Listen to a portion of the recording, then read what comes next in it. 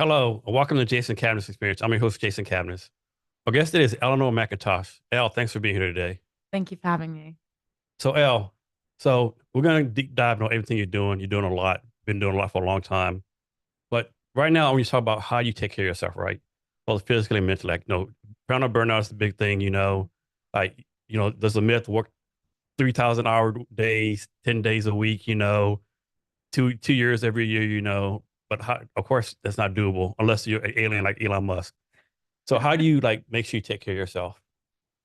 So first of all, I have done that in the past. So there was like not quite 3,000 hours, but 16-hour days and like 7 days a week, every single day, morning, noon, and night. I was thinking about my business. I was thinking about how we could progress and what we can do. Um, I learned very quickly that I needed to stop that. So I was basically working three jobs, four jobs. So I was doing working on the business, so working on Twipes. I was working in a restaurant. I was working as a speechwriter, and I was doing something else that I now can't remember. And I think the point came when my mother was like, actually, I haven't seen you in 3 weeks. And I said to her, well, I've been busy and blah, blah, blah. And at the time, she was like, no, no, we live together. I haven't seen you in 3 weeks. What's going on? And I sort of sat down and said, okay, well, if I haven't seen the person that I live in the same house with for 3 weeks because I've been working so hard, I knew that I had to take a break. And now, sort of fast forward 5-ish years later, I was like, right, my weekends are my own, my evenings are my own. So the moment someone texts me or calls me or tries to get me to do something to do with work, especially after like maybe 6, 7 at a push, and that's changed recently, but maybe about 7, I was like, I'm done. Please don't contact me. Whatever you have to say can wait till tomorrow. It's changed a bit now with the expansion to America. Obviously, I've got US time and UK time, but I'm still managing in terms of my own physical and mental health. I'm like, I have to be done. Work is done. As soon as I close that laptop, leave me alone. So what time does the day start usually? That really depends on the day. So normally my day tends to start around 9, which is good. Like most people are like, oh yeah, 6 a.m. start. I go and get a run in and I do that. Sometimes I have days like that. Other times I'm like, I need sleep. I need to sleep because I've been working till God knows when. So I need to sleep. Um, but I tend to start my day around 9 o'clock. I I work from home most of the time. Sometimes I go into the office. When I go into the office, obviously it starts earlier, but I tend to start around 9. I get up, I have a coffee, and I said the coffee time is not email time. The coffee time is my time. So my time is 9 o'clock. Between 9 and maybe 9:15 is my time to sort of get myself prepared for the day, making sure I'm ready, making sure that I can start the day. And no one bothers me. I'm like, please do not talk to me. I live alone, so I'm like, it's fine. But even if my phone is blowing up, I'm like, nope, this is my time. Take the 15 minutes and then I start my day. So at 9, are you waking up at 9 or is that when you actually start like doing stuff at 9? I wake up probably about 7 and I lay in my bed for 2 hours. And are you like on your phone checking emails or you're laying in bed sleeping? I normally check everything that happens the night before because, again, when you're on both UK and American time, all the emails come in at like 10 o'clock at night. And I'm like, well, I'm done with that. So I'll either check something at 10, like that's coming at like 10 o'clock, or I'll just be like, no, no, no. I'm going to get up and sit here, contemplate my day, figure out what's going on, plan everything, and then get out of bed. So 9 o'clock, out, coffee in my hand, sitting down. Have you ever had someone tell you, because you're working on all these time zones, have anyone ever told you, why do you, email me after 5 o'clock? And you say like, I didn't email you after 5 o'clock. It's like this time here, right? Honestly, no, I've been really lucky. So I don't tend to. So when I email them, it's not too bad. I get emails. It's normally me who gets emails at like 10, 11 o'clock at night. And I'm like, why are you emailing me at this time? And then I realize it's 6 for them or it's 4 for them. So I'm like, it's okay. So no, I haven't actually got any complaints about the times I'm sending emails because I think most people are on the same sort of vibe as me, where they're like, okay, well, if it comes in late at night, I'll check it first thing in the Now, this schedule you have, do you like keep it like pretty much every day? Or is it like, I suppose you're supposed to end at 6 p.m., right? But you're in the zone, right? Like, man, I'm in the zone. I'm knocking stuff out and you like keep on going. Or is there times like, man, it's only 2 p.m. I'm fucking tired of shit. Man, I'm gonna quit now. Or do you like stick to that schedule no matter what? I try to stick to the schedule. It does vary, and especially working from home. So when you do work from home, it's kind of like it gets to that 3 o'clock slump, and you're like, I could just nap. And you're like, no, don't nap. Get up, do what you got to do, and push through. But I do tend to stick to it. Sometimes I've deviated from it in the past where I'm like, you know what, I'm bloody tired. I just wanna close my laptop for an hour, not have to think, maybe turn on something on the TV and just disappear for a bit and then come back. And I tend to work better at night, which is never conducive to waking up early in the morning. So I could work till 1, 2 o'clock in the morning. I try and stop myself from doing so. Yeah, for me, I feel my best time to work is like 10 p.m. to 1 in the morning, and then 5 a.m. to 7 a.m., which of course does not work at all. How do you sleep? Yeah, I mean, Do you sleep? that's my be out and out, right? So yeah, so then it works for me. Yeah, I know one thing. Like, I can't work from home, right? I don't have the discipline. Like, if I'm at home, I'm probably eating 10 times. I'll be like, let me watch one TV show. Next thing I've been watched like all of Games of Thrones, the bed at 2 in the afternoon. Jason, come lay down for 10 minutes. Then I wake up at 7 p.m. Yeah, it's not for me. I can't do it. I don't have no discipline. I wish I did. Yeah, I had to learn that discipline because I think during the pandemic, a lot of us kind of were like, oh, we're working from home. We're going to turn off the cameras and just continue doing what we're doing, whether it's making a meal or being around family or whatever it might be.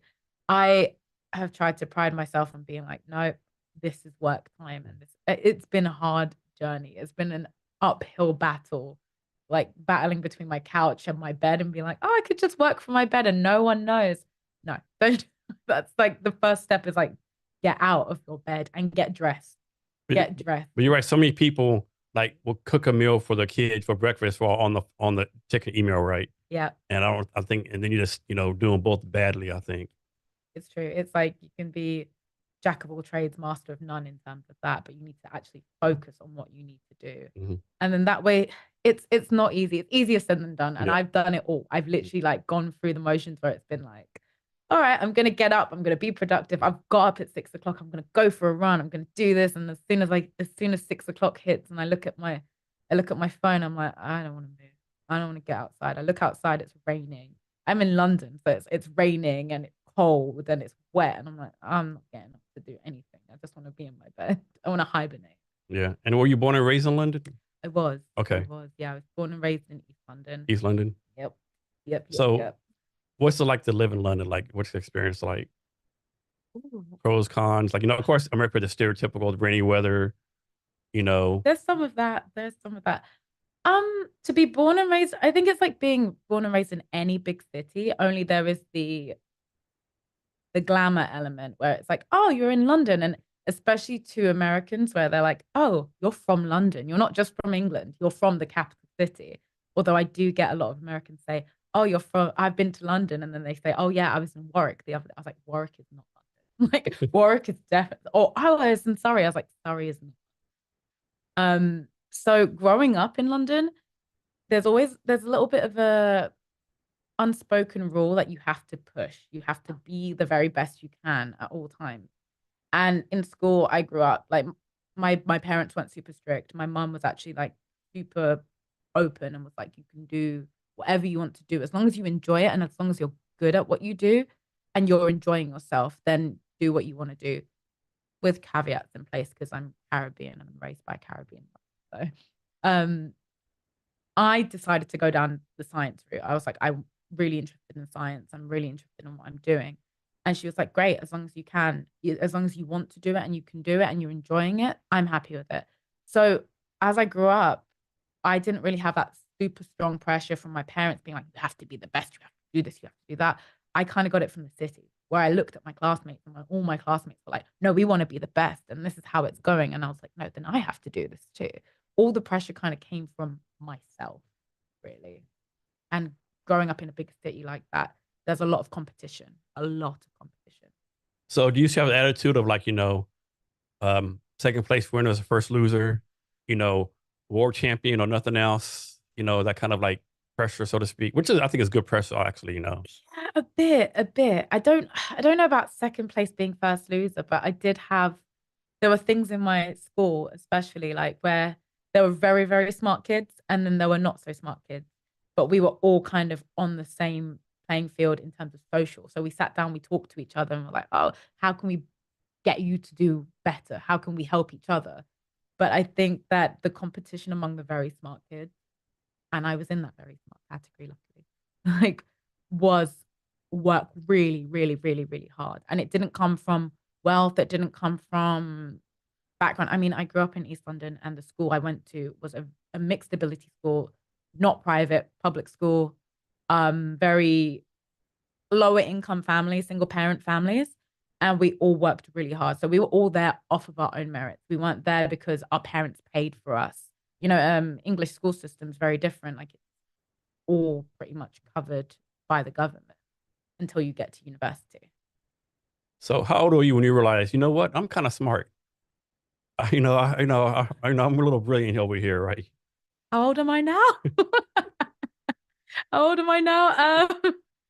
I we well, I suffer from imposter syndrome like most people Yeah. do. I did not know I was like I still don't sit there thinking, oh yeah, I'm such a genius. I'm so great. I'm so smart. I feel proud of the achievements I made, but I'm still like, I'm a dumbass. I sit there like all the time. I'm a massive goofball and a dumbass, like 99% of the time.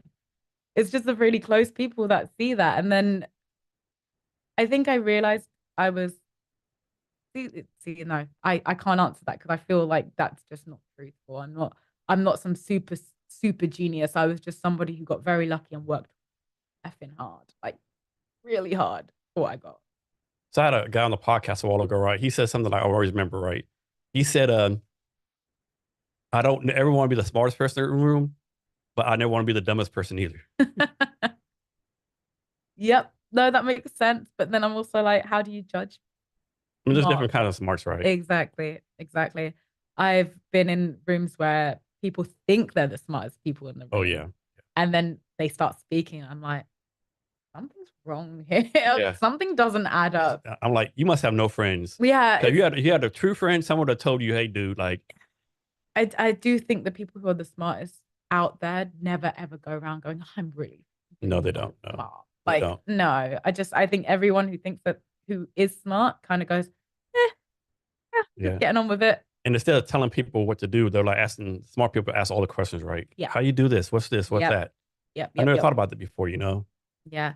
So I was a curious child. Mhm. I was a very curious child, which in my household was somewhat welcomed. In And my somewhat not. in my extended family, somewhat not. There's the age-old adage that children should be seen and not heard. And I asked all the questions. I asked my family all the questions, some that they couldn't answer.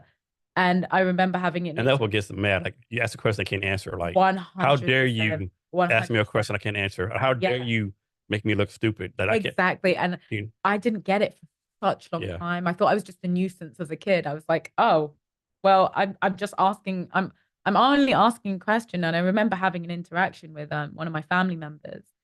And I sort of went, I asked them a question about something, they couldn't answer it, and they were just like, you should go away. Basically, you should go away. And I was like, I don't have I upset you? I don't understand if I've offended you. But I think from that age, I realized that I I was always curious. I was naturally curious. And yes, sometimes to my detriment, sometimes. Yeah. Kids are interesting, right? Because so I'm on TikTok too much, right? And I saw this video the other day, right? And it was like a little girl, maybe 5, 6 years old, right? And the lady, I don't know, it was a teacher, mother, whoever said, hey, can you count to 10 backwards? You know, you would think, 10, 9, 8, 7. No, she would 1, 2, 3, 4, started walking backwards. I It's the like cutest that. thing ever. Yeah. I like And you're that. like, like she understood the assignment, right? She did Exactly. No, exactly what she's told. I like that. 10, I'm walking backwards, right? I like And of that. course they fell a laughing, like, because no one would think that, Exactly. except a kid. Exactly. I think we can learn a lot from children. There's like we can learn a lot from kids in general. My niece, so I've got nieces too, and she is everything. She's gorgeous.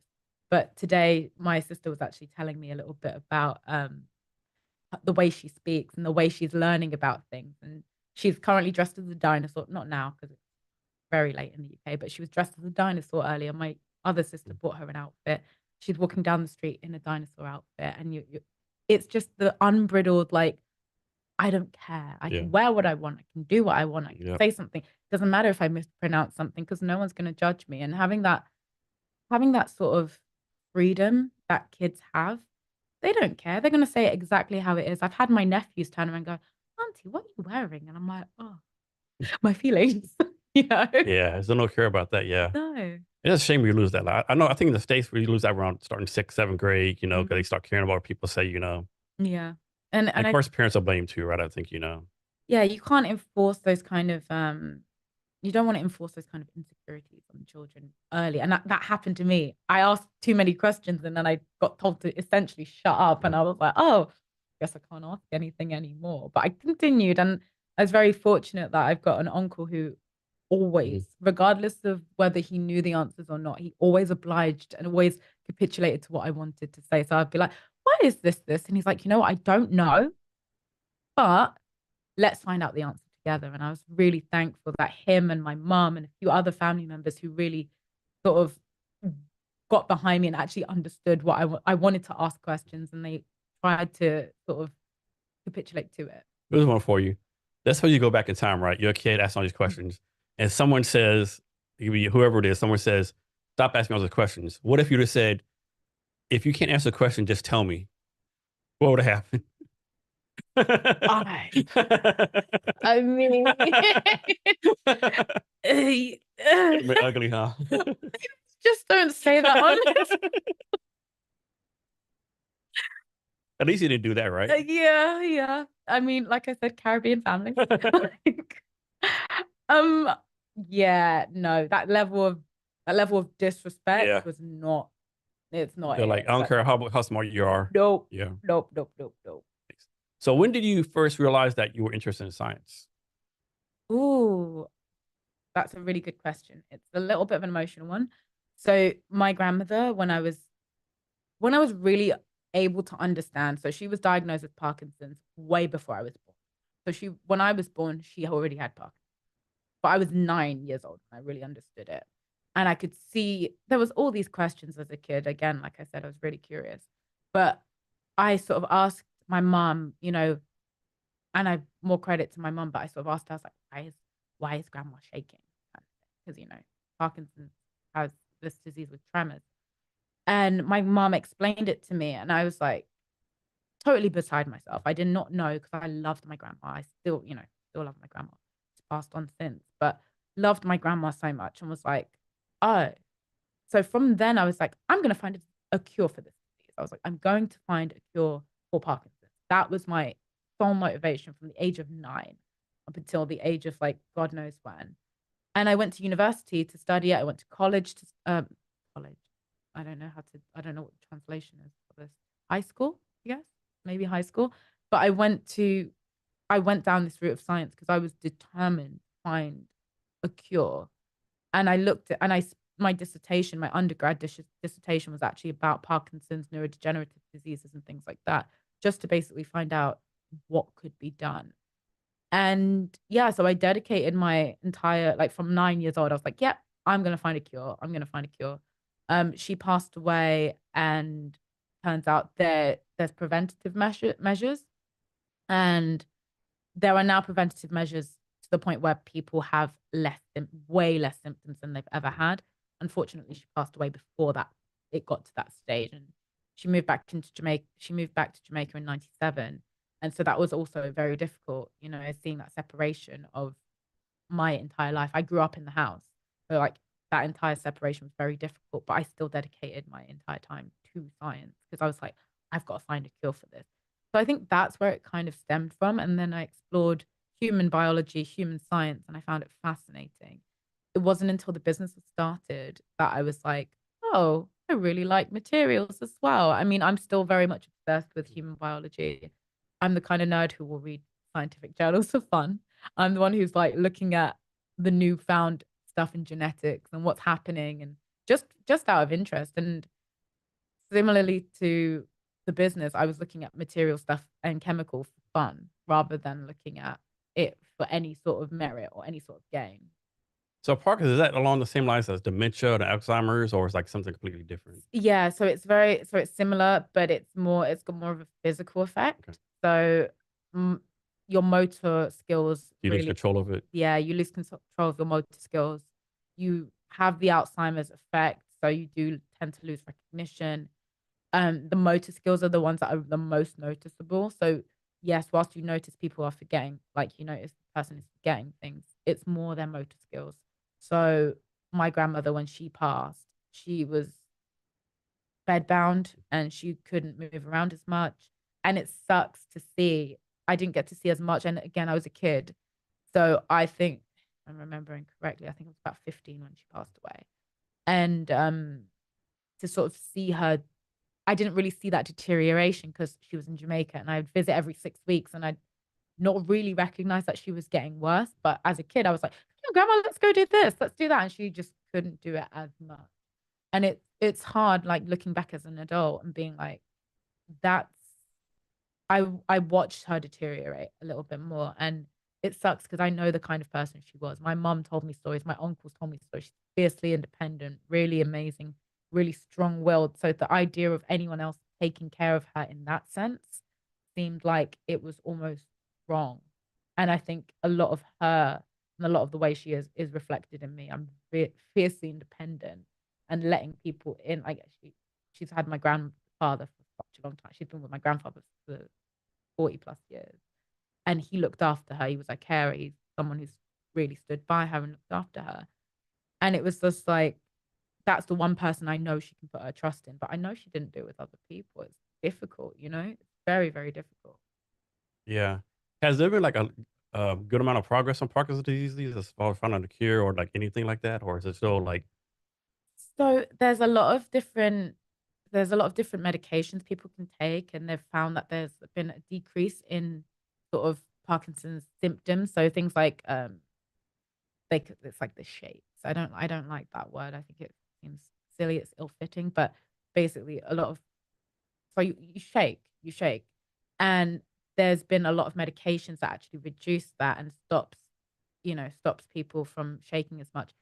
It's actually really interesting that there's been studies that show that marijuana use in teas, herbal remedies, and smoking it actually reduces those things too. So I've heard that that was, I've heard that before. yeah, really interesting studies to find out more about that. Is But Parkinson's disease like genetic, passed on to generation to generation, or is this you just have to be unlucky, so to speak? so my undergrad was actually talking about diseases in terms of mitochondrial disease.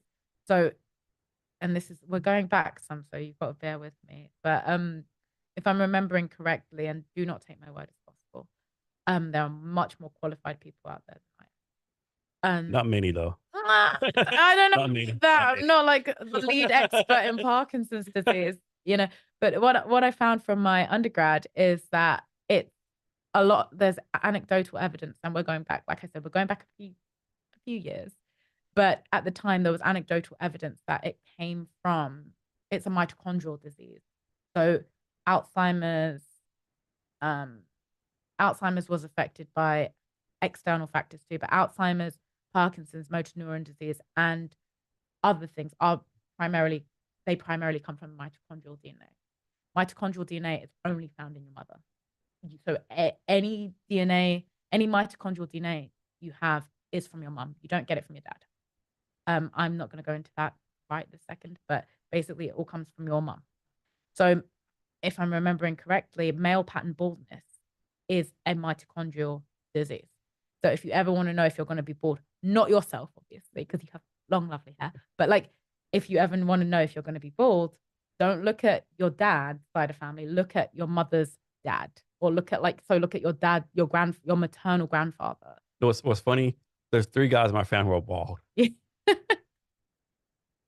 And is your grandfather bald? There you go. So you just got lucky. Yeah. Did any of your family members go, well, you're adopted, clearly? Yes.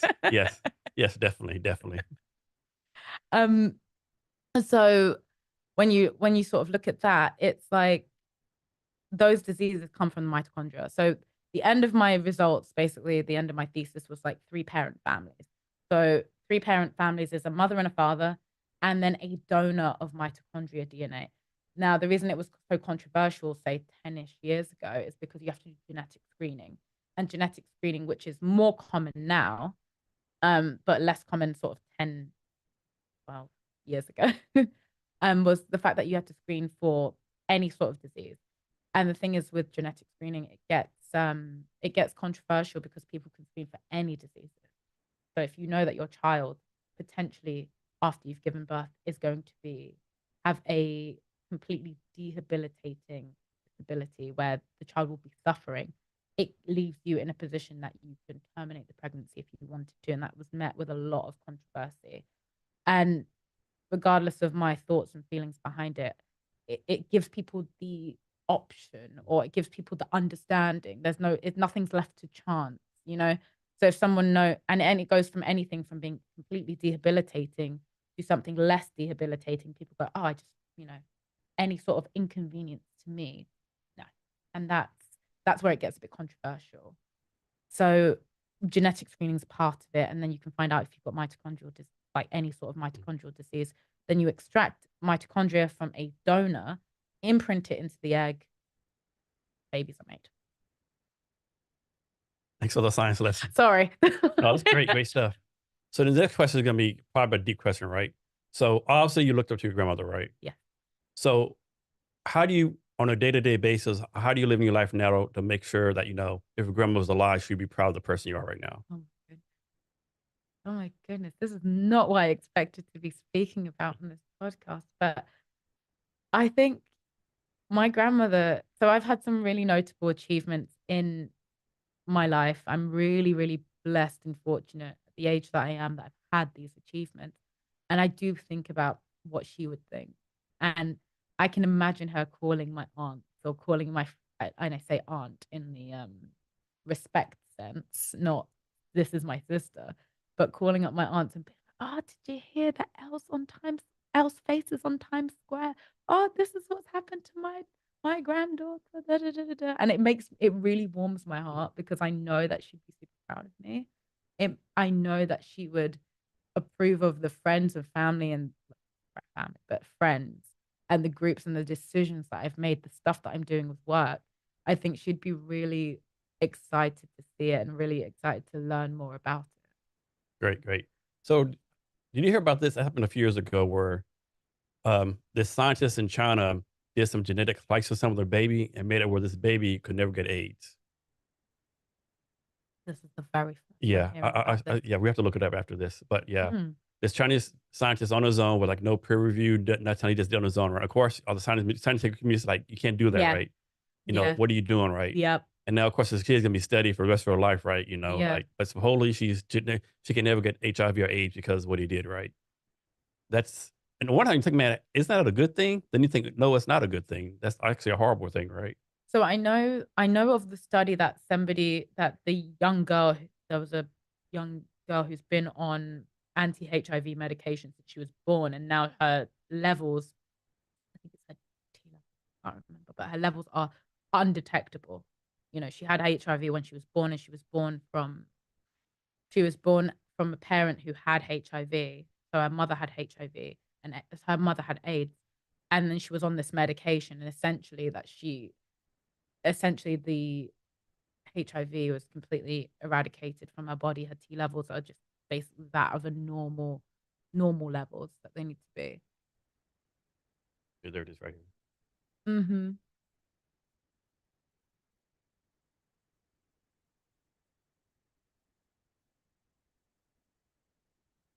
I can't say I've read this before. Yeah. I have no idea when this happened. This So was it says 2019. 2019. So kind of recent. So yeah. Isn't it crazy to think 2019 was 5 years ago? Yeah, I see like 30,000 years Disgusting. ago. My mother told me something when I was younger, and she was like, as you get older, the years go by faster. And she told me this when I was maybe about, I don't know, 14. And I was like, whatever. And now I'm like, we're in March already. Yeah. We're in March. This is insane. Where's the year going? Yeah. So I can't remember what happened to that guy. I know he got a lot of criticism with all of the news and stuff, you know.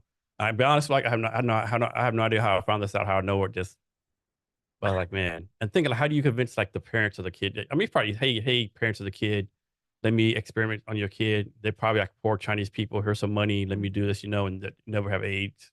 I don't know. It's just a moral dilemma. It always becomes a moral dilemma. If you do anything that is groundbreaking, it's always going to be a bit of a moral dilemma. If you're trying to figure out something that overall has an overarching message of good, someone suffers along the way. Someone always suffers along the way.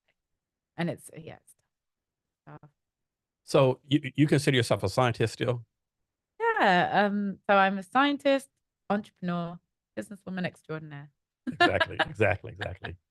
So what are some pros and cons of being a scientist? Ooh, the pros of being a scientist. You get to tell everybody you're a scientist. So I hate leading with I'm a scientist because that normally like stimulates all these questions. But the pros of it is that you're always curious. You are always curious. And it's natural, like I said to you earlier, it's natural curiosity from when I was younger, but like you are always looking to solve something. I think that's also a con because whilst you're always looking to solve things, sometimes things don't need to be solved. Much like this guy, I know he thought, oh yeah, that needs to be solved, but he's picked one person, one example.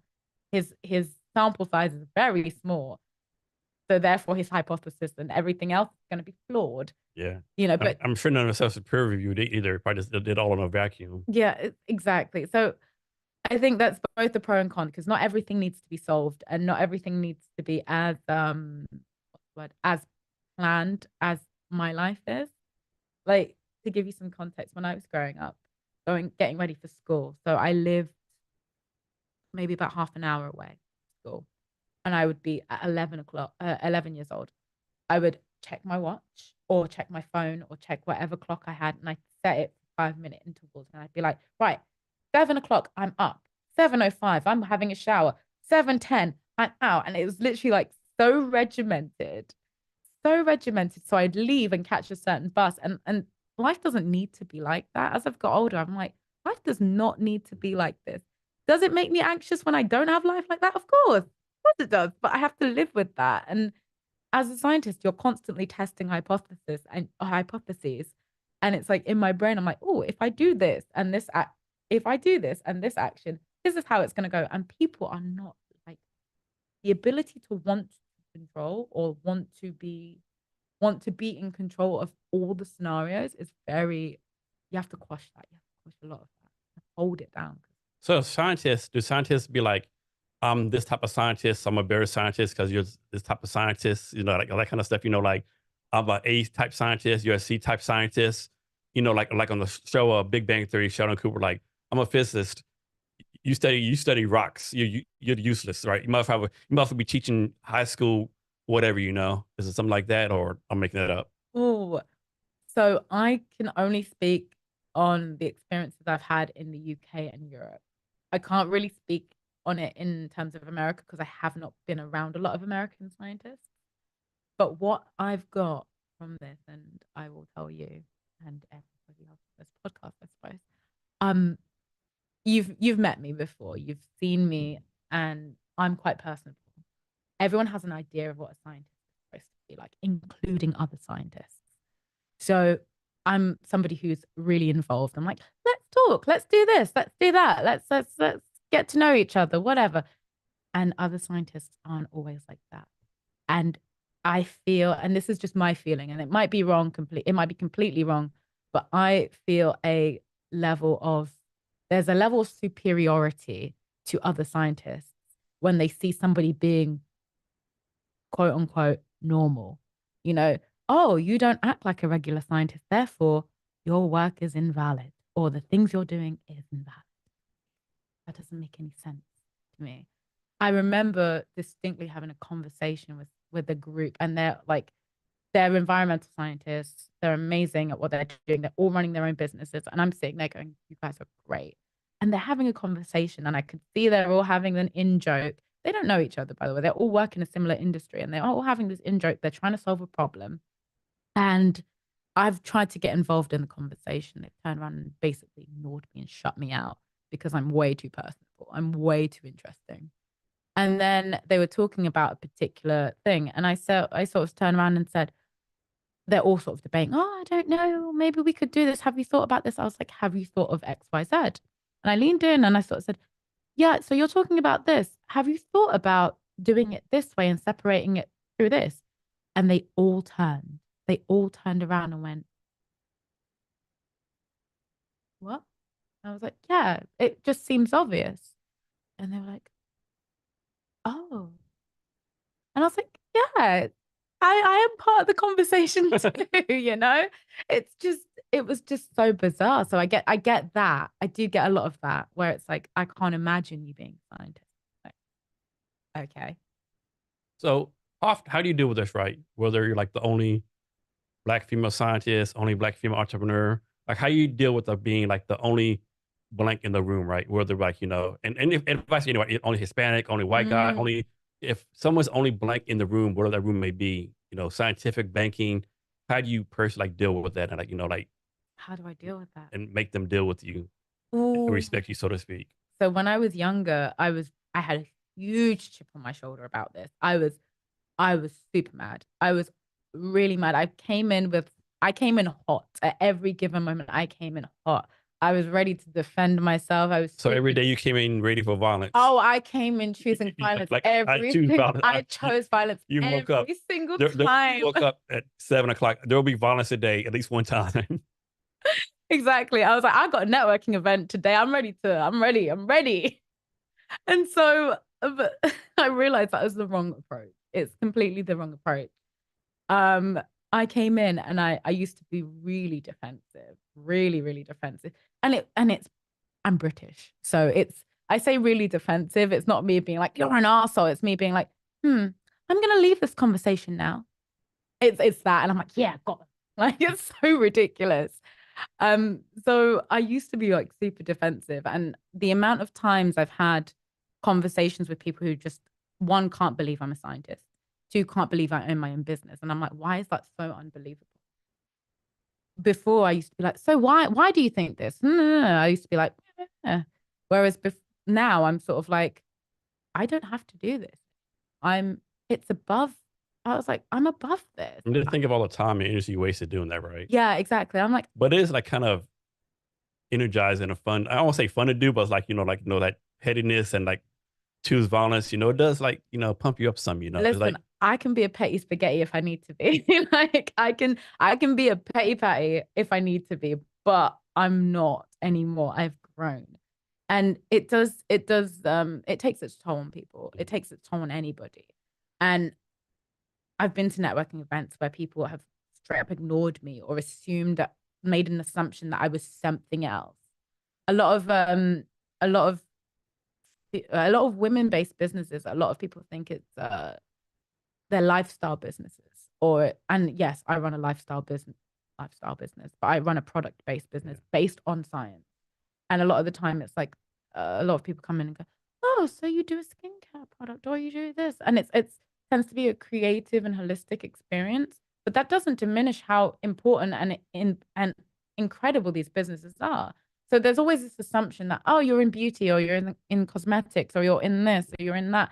And women-based businesses tend to be pigeonholed, silently pigeonholed into this space. And I hate it. Oh, so what kind of little business do you do? I'm like, little business. excuse me. Now that's when you chosen violence. Well, yeah, exactly, Instead they exactly, said that you should choose violence. exactly. I will never forget an experience, and I recently spoke to somebody about this, that my ex-partner came to an event with me. So my ex-partner is a white man, came to this event, networking event, and it's all about businesses, it's multitude of different people, so many different businesses in the space. And this guy comes up to me and him, where we'd just come in, we'd put our bags down, put our coats down, just come in. And he goes straight up to him, shakes his hand, and goes, I'm blah, blah, blah from this company. He's like, so what do you do? And so, more context, there are stalls around, and we've got our stall, we've got our stand with our placard and everything. And he'd seen this placard and he's like, oh, have you heard of Twipes? He's like, oh yeah, yeah. this is my girlfriend. Mm. She runs Twipes. And he ignores me completely ignores me, asks questions about the business To your boyfriend. to him directly. Like, imagine, so me and you are here. Imagine the audience here. And they're like, so anyway, I have no idea that you exist. Anyway. And I'm just Another example of when you should have chosen violence. yeah. Well, no, see, that time I didn't. That's when I was like, I've grown. So you're I'm you're a new. better person than me. Yeah, I could have chose violence that day, but I was like, you know what, no. And so he would ask these questions to my partner. He was talking to him. He's like, so and I'm like, actually, well, this is why our business is different. And he kind of was like, I'm nowhere to be seen. I'm in his peripheral vision. You're like, I'm right here. He answers the questions. So I answer the questions, and he's still asking and directing the questions and literally responding to me, but refuses to even look in my direction. I'm like, so like your boyfriend's like the unofficial translator sort of thing. I was like, are you mad? So he, my boyfriend at one point, my boyfriend at the time turns around and goes, I'm not a part of the business. He's like, I do something complete. I'm not in the business. I'm not in business. He's like, I do other things. This is not my thing. And the guy was like, oh, yeah, okay, anyway. And I was like, is he mad? At this point, I looked at my boyfriend at the time and I was like, well, you've got this. I'm going to leave you and him alone because you are the business owner here. I said it loud enough. Maybe I did choose violence that day. You chose violence. Yeah. A little bit. I sort of went, little pettiness came out. a small bit. Maybe the P of petty came out. But I was like, clearly you know what you're talking about. And you know that you want to talk to him about the business. So I'm going to go. And later on, I think we had a pitch and we had to be on stage. And afterwards, the guy made a beeline for me. I was like, tell me more about your business. I was like, no. You've got enough. You spoke to my boyfriend about it. So, who knows nothing about my business? like, clearly all the information you needed to get was from him. So have a good day. That's fucking insane. But it happens. It happens much more often than you think, that people make assumptions about. And it's like 2024. I could have stamped like 1824, 19, even it was like 1994. I would get it right. But man, it's fucking insane. It's so stupid. It's so stupid. Like, people make an assumption about you. They can't believe it. So I've said to people, I was like, oh yeah, so I run my own business. Really? How's that possible? Did your daddy or your boyfriend, husband, give you permission? Really? You run a business? Yes, I run a business. Really? I'm a scientist. Really? Like, what? What do you want from me? I don't understand what I'm supposed to say. Yeah? No, I lied. I am not a scientist. I don't run a business. I'm playing make believe. That's it. I just sit on my sofa all day and do nothing. Here's one for you. So, and I might get blasted for this question, but from your point of view, do other women support you like you think they should be supporting you? Great question. I am so blessed and so fortunate to be part of a number of different women's networks.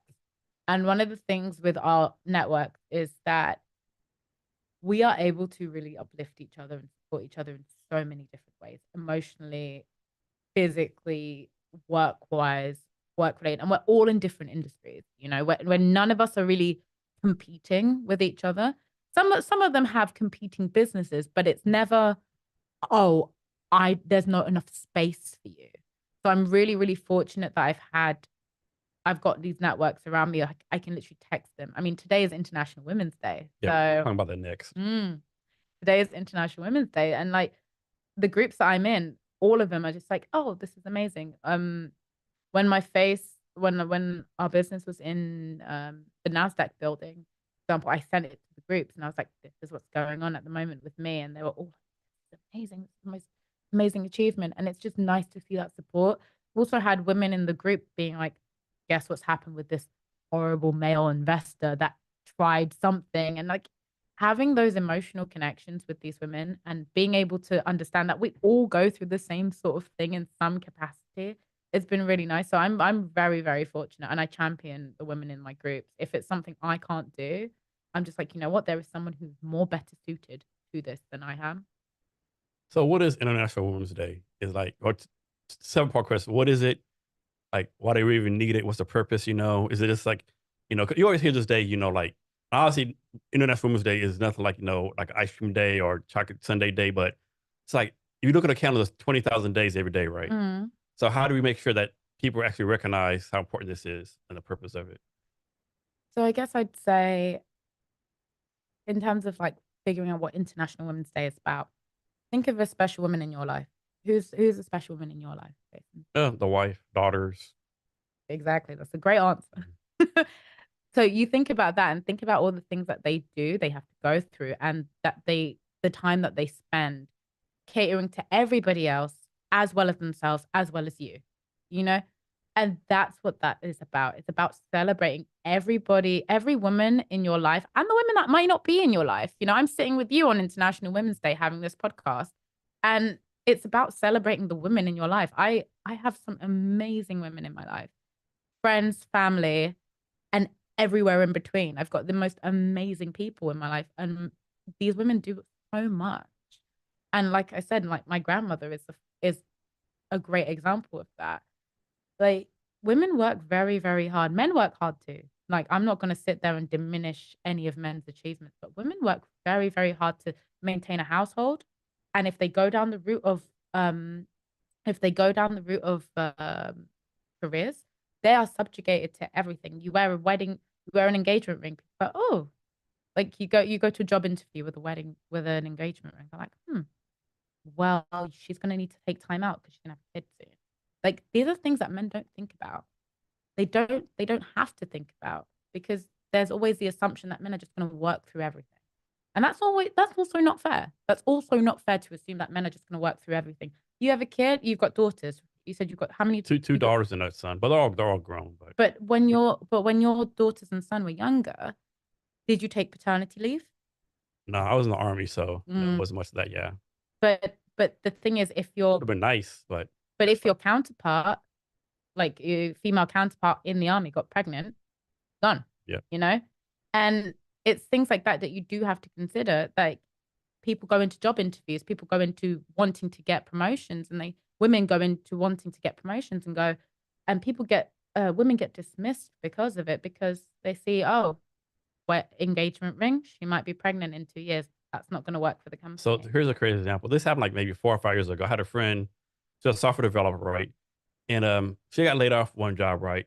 And she was interviewing for another job, right? And so she passed the Zoom, passed the phone, Hmm. did an in-person interview, right? There's like a tech startup, they'd raised their A round, whatever. Like maybe 20 people worked there, 18 white guys, two females, right? She walked the interview, a panel interview with 5 white guys, right? And they saw her, oh, we didn't realize you're pregnant. This isn't a job for you because we need somebody all in. Obviously, your kid's gonna be priority. Thank you for your time, right? Yeah. And that shit happens all the time. Yeah. And I tried to tell me, you need to It's assume, but she didn't want to. bullshit. But Yeah. it's bullshit. But yeah, you sue them, and then what? Like, you try and sue them, you're wrapped up in lawyer fees, Yeah. and then suddenly you've got a kid to raise whilst you're Yeah. going through a court battle. No one Yep. wants that. And then again, like, it was probably better if she didn't get the job, right? Because, at least they let her like know upfront how they were, versus like, That's true. oh, going to interview, she's the best person, let's hire her. And then like later on, like, all the stuff, Yeah, I mean, that's insane. it is insane, and it's stuff that women shouldn't have to go through. I understand it from a corporate perspective, like from the company's perspective. Running a company, I understand it. I don't love it. There's got to be a workaround. There's got to be an understanding to And it. then, and no, I would never defend what they did, but in defense of me, like, you're a startup, man. Can we hire this female who's pregnant, and then we're not prepared where she's not working, because they're not Amazon, right? Mm. Like, I had a grandson born, and the mother that works at Amazon, she's been off work for 4 months, like actually 6 months going on, and all full 100% pay. Yeah. You can't do that if you're a small company, No. right? You can and you can't. Like, it really depends on what you prioritize your Hmm. business as. So a lot of startups prioritize the work that they're doing, which Hmm. is correct. But I mean, even with us, so we have maternity and paternity leave in our contract. Like, there's something in our contract to say that, and we're a startup. Like, we are a startup. None of the people who work with us at the moment want to have kids right at the second. I think the closest is, yeah, no, anyway. No, no. there's no one in our company that want kids right now or are ready to start settling down and getting married and So you're having saying kids. all your workers are allergic to having kids, allergic to kids right now?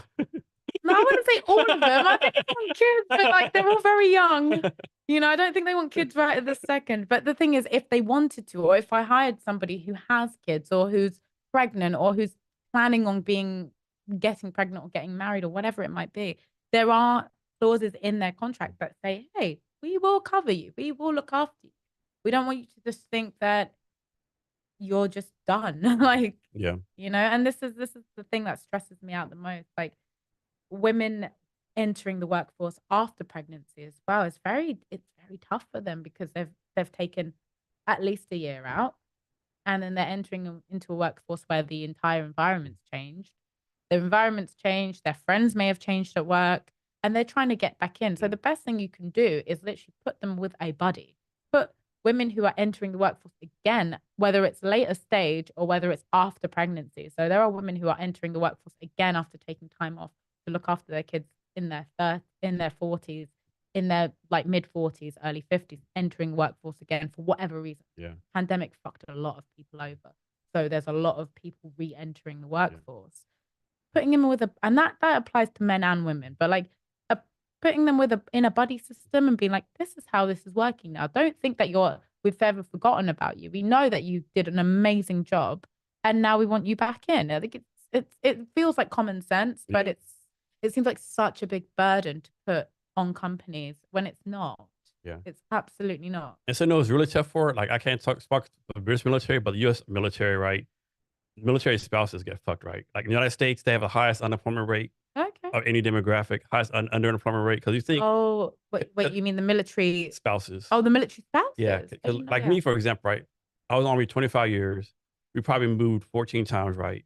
Like no one's gonna hire someone they know they're gonna move 2 years, even though they might be the best candidate ever. Well, you're gonna move in 2 years. Yeah. And so there's so many like best and worst example. We were stationed in Virginia for 2.5 years, right? Mm-hmm. And so the military base is a thing called a commissary, like the military grocery store, right? And so not even the cashiers, but the baggers, all military spouses, every single one had a fucking master's degree. Wow. And like it's fucking insane, right? That's nuts. Yeah. My wife worked as like a convenience store clerk for a while. She has a degree in criminal justice, right? And of course the husband who retires, they can find a job.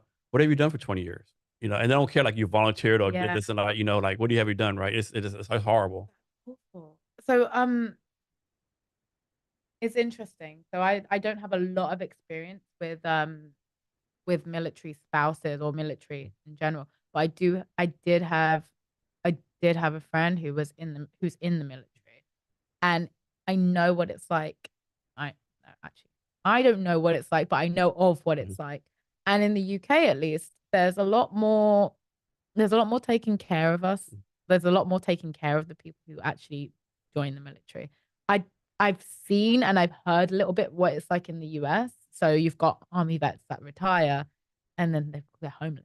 Yeah. And the US isn't looking after them as much as they possibly Yeah. could. And there's so many different things that you've got the charity shops, you've got AMVETS, you've got all these other things where it goes to them, but there's not enough structure. Yeah, the challenge is there's like too many military nonprofits, right? There's like almost 10,000 nonprofits, and sad to say, probably more than half of them are just for the person starting a nonprofit can get a salary, right? Unfortunately, right? There's a lot of that too, you know. Yeah, it's tough. I mean, in the UK, there's a slight difference. So when you're in the military, and again, if there's anyone out there, I'm not an expert. I'm just speaking on my experiences. Um, but there are so in the military you get subsidized housing. So the housing that my so you get subsidized housing. You don't get to choose where you live as much, but you do get subsidized houses. Like there's not many military people if I know of living in London being like, oh yeah, I got a subsidized house for like, I don't know, 100 grand. Like, no, no, no, no, no. Absolutely not. London will not allow that. But I know that like outside of London, you can get military housing, you get subsidized stuff. The friend of mine, he's in the Marines and she's a nurse and she works really hard. She's still got jobs. She's still able to do that. She's still paying subsidized housing. They've got a kid, all of the stuff, and it does cater. But I don't know what it's like when you leave the military, and all I've got is based on America at the moment. Yeah, yeah. The U.S. military done a better job of doing like taking care of people or trying to find jobs. There's nowhere near. And then, of course, like this, my experience, right?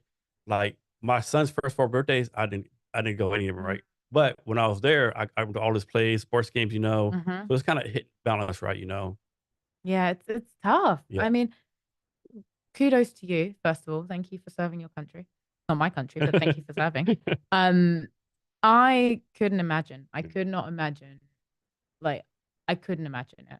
I could not imagine going into war zone or being part of the army. I couldn't imagine doing something like that. And I think this is where people go, oh, I can't imagine being a scientist. I can't imagine running my own business. I'm like, yeah, but I can't Yeah, imagine doing what you do. exactly Like right. what Yeah. you do is incredible. And I can't imagine doing that. Someone was like a sound engineer. I got a friend who is a sound engineer, and the stuff that he's doing, he can literally walk into a building and be like, the acoustics are wrong. And I'm like, I don't know what you're talking about. Sounds perfectly fine to Yeah, me. he'll walk into here and tell Oh you yeah. if the Oh, acoustics are exactly. right Yeah. or wrong. Like Exactly. he will straight up be like, this is wrong or this is right. And I'm like, how do you do that? Like it's just the ear. Yeah. Like, but my ears are fucked from the underground. I was like, I've listened to too much rock in my life. Like I've literally got my headphones on blast 24/7. And he's like, yeah, you just got to protect So yourself. back to International Women's Day. Can you highlight 2 or 3 women that you look up to, or like, that just doing amazing things? Oh my gosh. Besides my mother, because Anyone you want to. oh, okay. So like number one is like I'm gonna sing about my family because my family are incredible. Number one is my mom. My mom is the probably the sole reason why I am the way I am. My grandmother is definitely an influence, but my mom is the reason I am who I am. And without getting too emotional on this podcast, my mom raised 3 women by herself. She she had me when she was 20. She was 6 days before her 21st birthday. And I sit there sometimes and I say to her, I mean, I am years old. And I said to her, I can't imagine having a kid now. I cannot imagine having a kid now. I don't, what am I going to do with a child? Do you feed it? Do you put it in a corner? Like, oh, I travel. What do I do? I can't imagine having a cat now. And I said, at 20 years old, you had a human. You had a whole human. At 25, you had 2 humans come out of your body and you raised them by yourself. How is that possible? So my mum raised us, and we were not rich kids by any stretch of the imagination. My mum raised us to work really, really hard for what we have. And there were things that I experienced that I didn't know I was going to experience growing up. We were poor kids. We were poor kids. We were not quite food bank poor, but we were still we were very, very, very, very close to the wire. And the fact that my mum did all of this and raised 3 women who are incredible human beings is just beyond me. I would have crumbled at the first hurdle. My dad, I love my dad as well. Don't get me wrong, love my dad. Had a relationship with my dad, knew who he was, all of this stuff. But my mum raised me. My mum raised me from a very young age. And the fact that she did all of this on her own, I was like, how do you do this? She raised 3 women who are now doing amazing things. My youngest sister is also a mother. She's just become a mum. Well, 2 years ago. And she's a nurse. She's training to be a midwife, and she's a nurse at the moment. And I'm like, amazing stuff. I do what I do. And then my youngest sister is doing what my youngest sister does. Like she's 19. She's still discovering herself. She's finding out a little bit more about what she wants to do. But she's also got this massive hustle mentality where she wants to progress and she wants to just grow and do the things she wants to do. And that all stems from my mum, all of it. So yeah, this International Women's Day, I'm going to highlight my mum. Her name is Maxine. She's amazing. And also my sister who had a baby 2 years ago, and she's doing everything. She's getting her midwifery experience. She's a qualified nurse. I've realized you guys don't have midwives out here, do you? I have no idea what that is. Oh my gosh. Okay. I have no idea what it is. Honestly. I think I know what it is, but I'm not gonna. Okay. I'm not gonna display my ignorance right. Yeah. So you guys have doulas out here, don't you? Okay. So I don't like comparing the two, but doulas are very close to midwives in terms of it's the nurse you use to help deliver the baby. That is there is a direct term for So I it. guess this is in the home. In a hospital. Oh, In a the hospital. hospital. Okay. Yeah. So you So get a doctor, you have a ho doctor, and then you have, hospital staff, and then this other yes. person. So the midwife literally helps deliver the baby. It help like they help deliver the baby, they help making sure the baby's okay. They really focus on the woman who's giving birth. And yes, that's what a midwife is. I forgot that this is not really a term in America. I'm trying to figure out maybe a birthing partner, but that seems also kind of strange. But that's what she does. So she actually directly helps Okay. women give birth. But she's a qualified nurse. So she's a qualified nurse anyway, and she's training to do this extra stuff too. She's already helped women give birth in so many different ways. But she's doing all of this at 20 26. Might kill me if I've got her name. Yeah, she's 26. She's 26 at 26 with a baby, with a 2-year-old baby on her own. And I'm like, that's like, again, at 26, you know what I was doing? What are you doing at 26? Fucking up.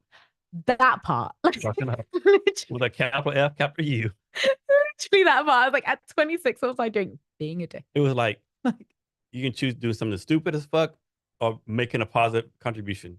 exactly What that. positive? What? Exactly that. I mean, I had the business. I was working on the business, but I was also like, what was I doing at 26? Being an idiot, like being a complete idiot. I can't imagine having a human. Like at 24? No, no, no, no. Absolutely not. Here's one for you.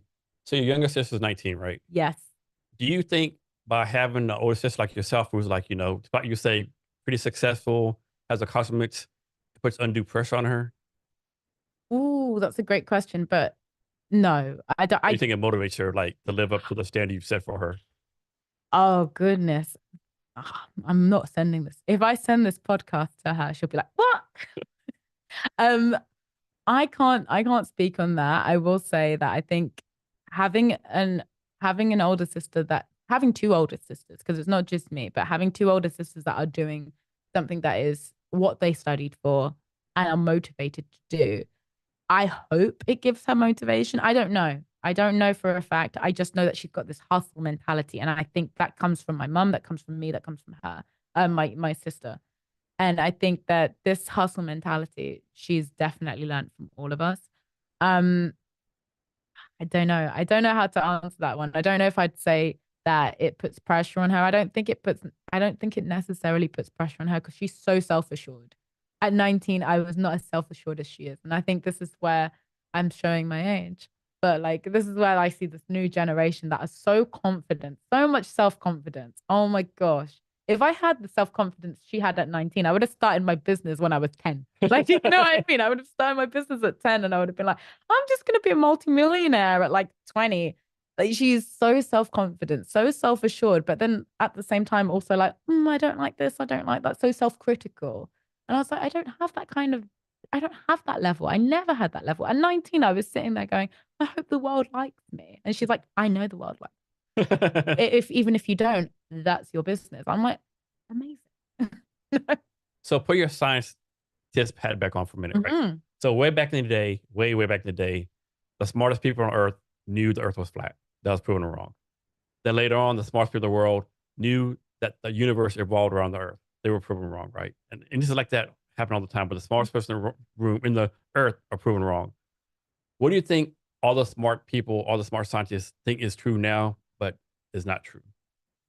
Ooh, great question. Oh, I'm gonna have to think about that one for a second. So if I was thinking off of what just came off the top of my head in terms of like the current events that we have happening now, I think that we are underestimating the rate of which artificial intelligence is catching up to human beings. I think that is like the scientists and the tech analysts and everybody and the data analysts of AI, they have an idea of where AI is, but I think they have absolutely no idea how quickly that's going to catch up to us. I think that's where there's a misconception. Everyone thinks, oh, it's going to take time. I think it's going to happen way faster than we expect. Yeah. What's that thing? Is a rule where like tech advances like doubles like 18 months or something like, you know? Yeah. We think about like me, I went from Pong to Yeah. AI, right? Yeah. And Honestly, yeah, again, I am a child of the 90s, but also knew what Pong is because my mother is yeah. only 20 And years that's like the younger than most me. rudimentary game ever, right? And now And we're I like, loved Pong. It was great. yeah. I actually had like two of my recent guests were actually like AI people, right? Mm. And I think it's somewhere like I wrote a paper somewhere like they think singularity is gonna happen like 2033, 2034. But it's not far off, right? And then No, what the Skynet takes over, you know, and like I don't want to like think about it. It's the thing that is so everyone thinks about their own fears. I've got some very strange fears in terms of like strange fears. I'm gonna say it on this podcast in case people send me stuff, but like but I have some like really random ones. But that AI replacing general mhm, conversation is the thing that freaks me out. Technology replacing human interaction yeah, scares me. I'm not talking about like in the grocery store where you have a self checkout. I'm yeah, not talking about that.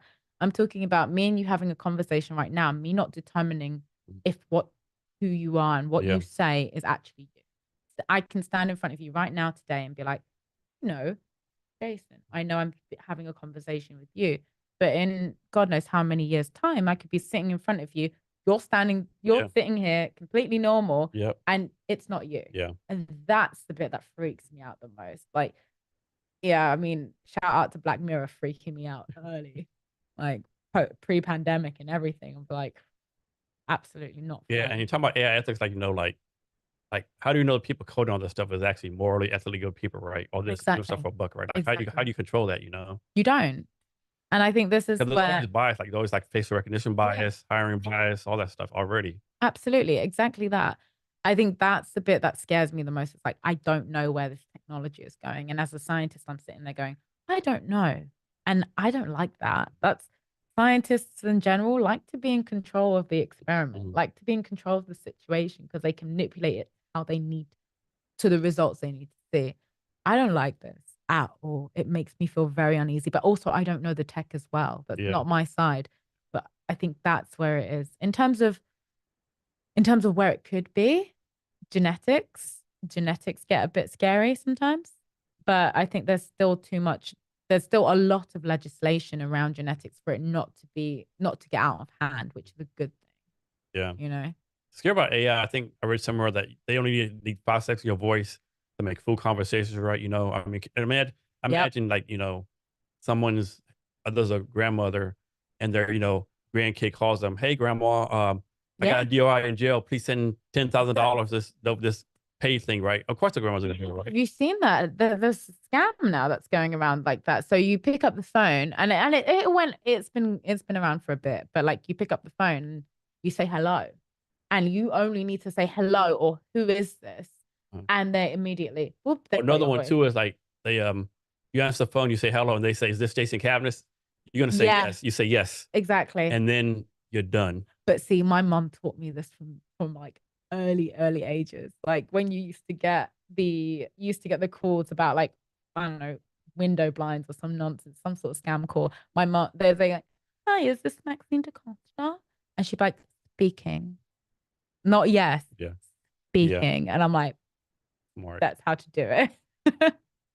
Well, yeah, AI is I don't know. It's like it's dangerous. You're gonna change lives. Yeah. Like It really can. And it changes so many things.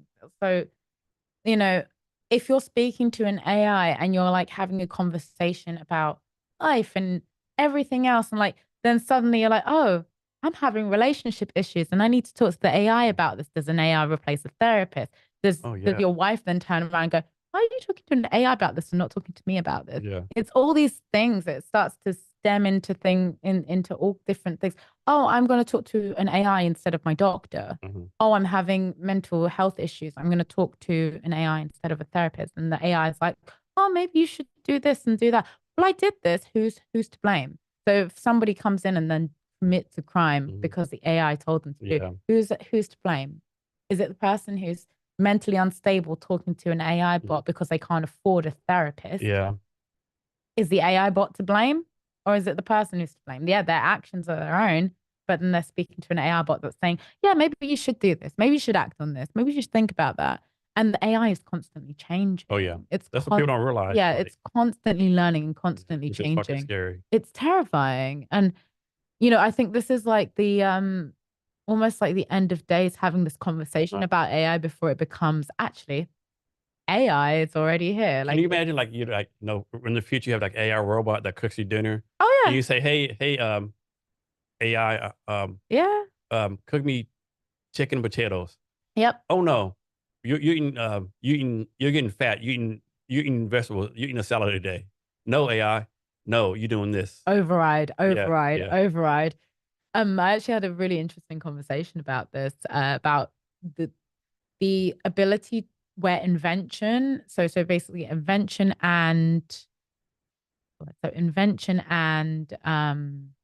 innovation sort of crossover. So you've got innovation versus human laziness.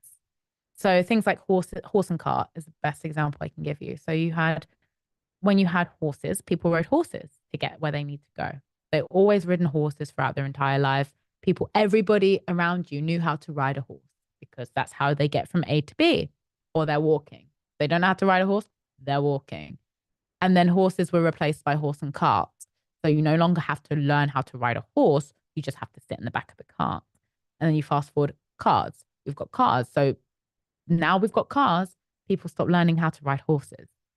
So there's only now, if you want to know how to ride a horse, you have to have the money to ride a horse. It's a privilege to ride a horse. Whereas before, you want to get somewhere, you ride a horse.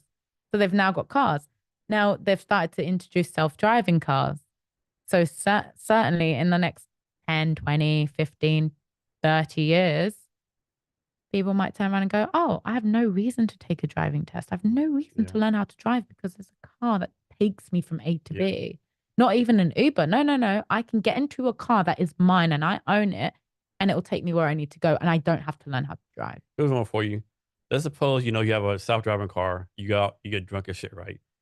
You get in the back of your car and the car takes you somewhere, but you go through a DUI checkpoint. Like, you get a DUI, now you're not driving.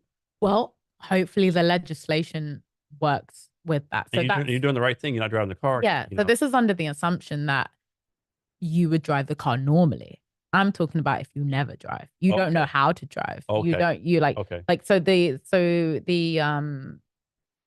skill that you're learning is how to drive. Like you learn how to drive, I learned how to drive.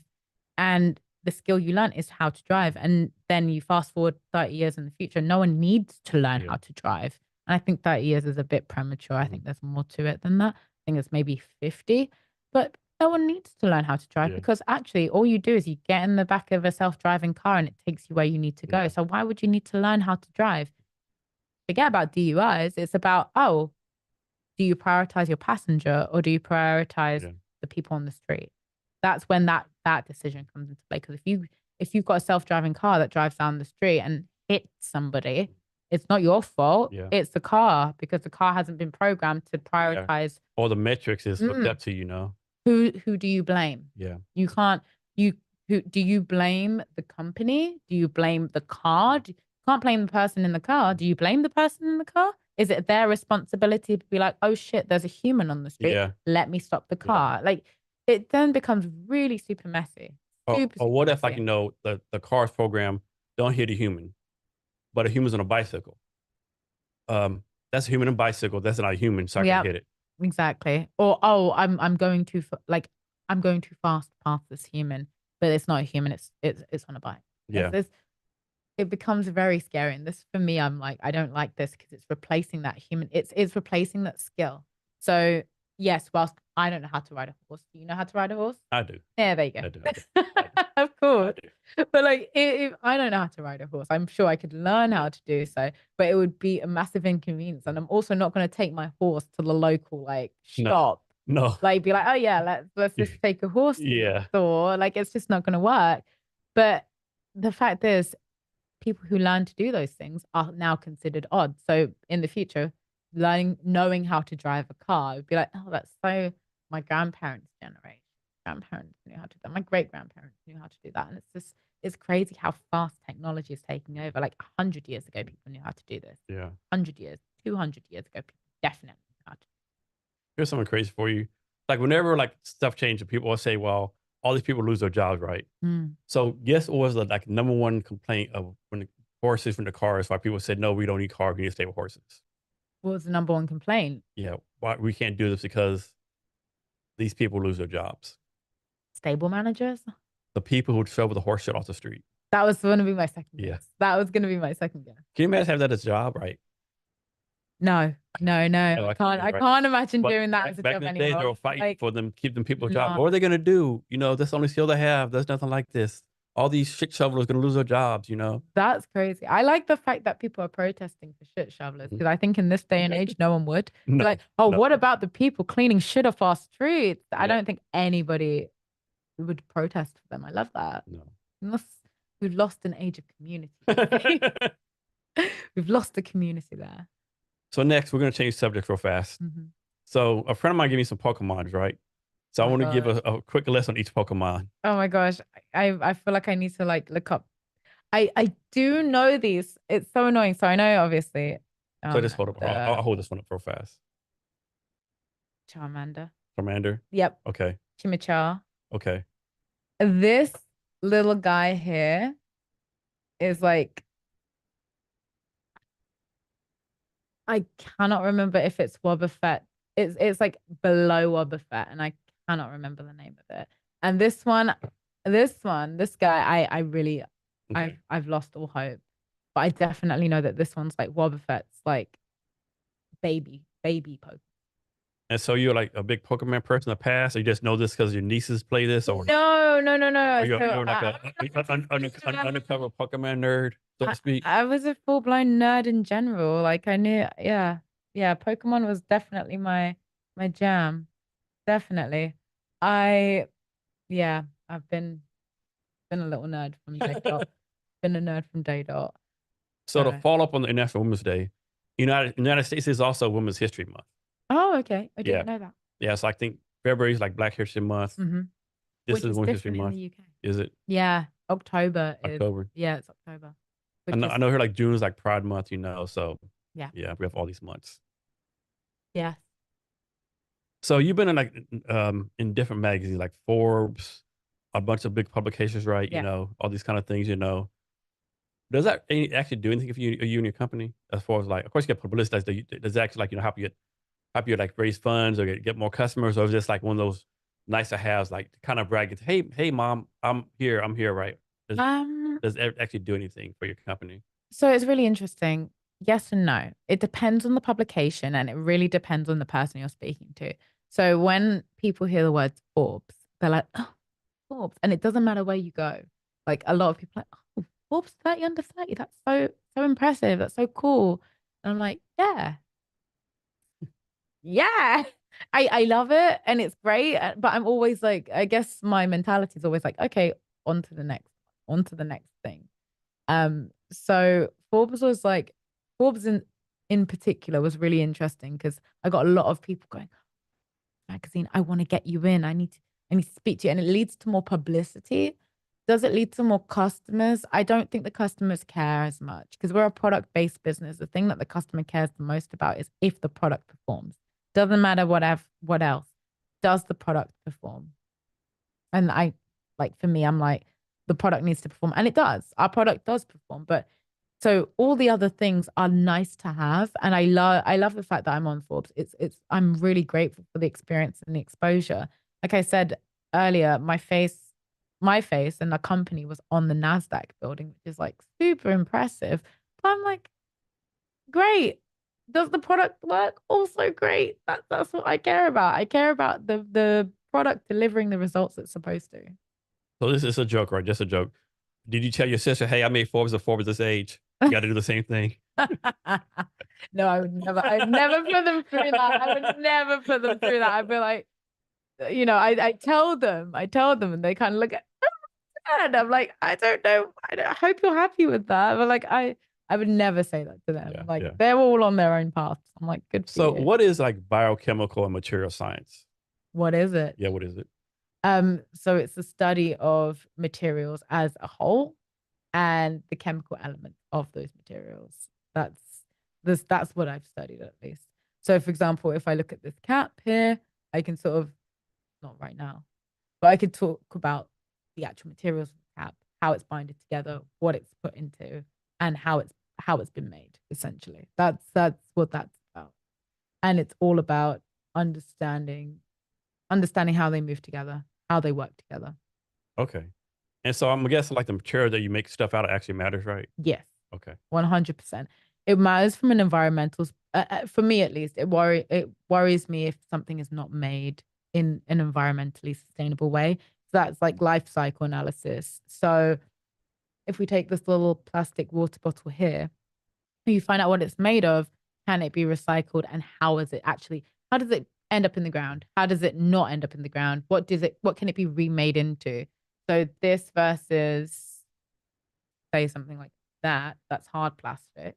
It's completely recycled in a different way. Okay. So when did you start your company? Started in 2015. So the Okay. company started in 2015. And you have a co-founder, correct? I do. Did y'all start at the same time? Yes. Yes. So tell the story of like your co-founder, how you met, like all that kind of stuff. So me and my co-founder met in the US equivalent of, I think, high school.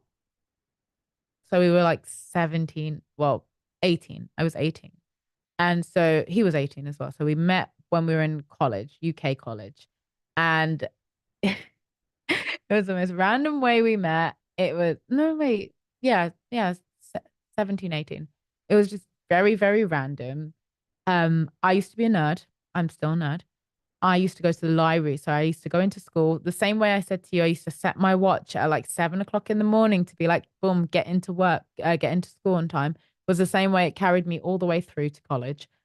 And so I used to go into the library and get there an hour before school. And when I would walk in, I'd always be in the library studying or doing whatever I'm doing, meeting up with my other friends. And he would be there in the corner by himself, just head down on the desk.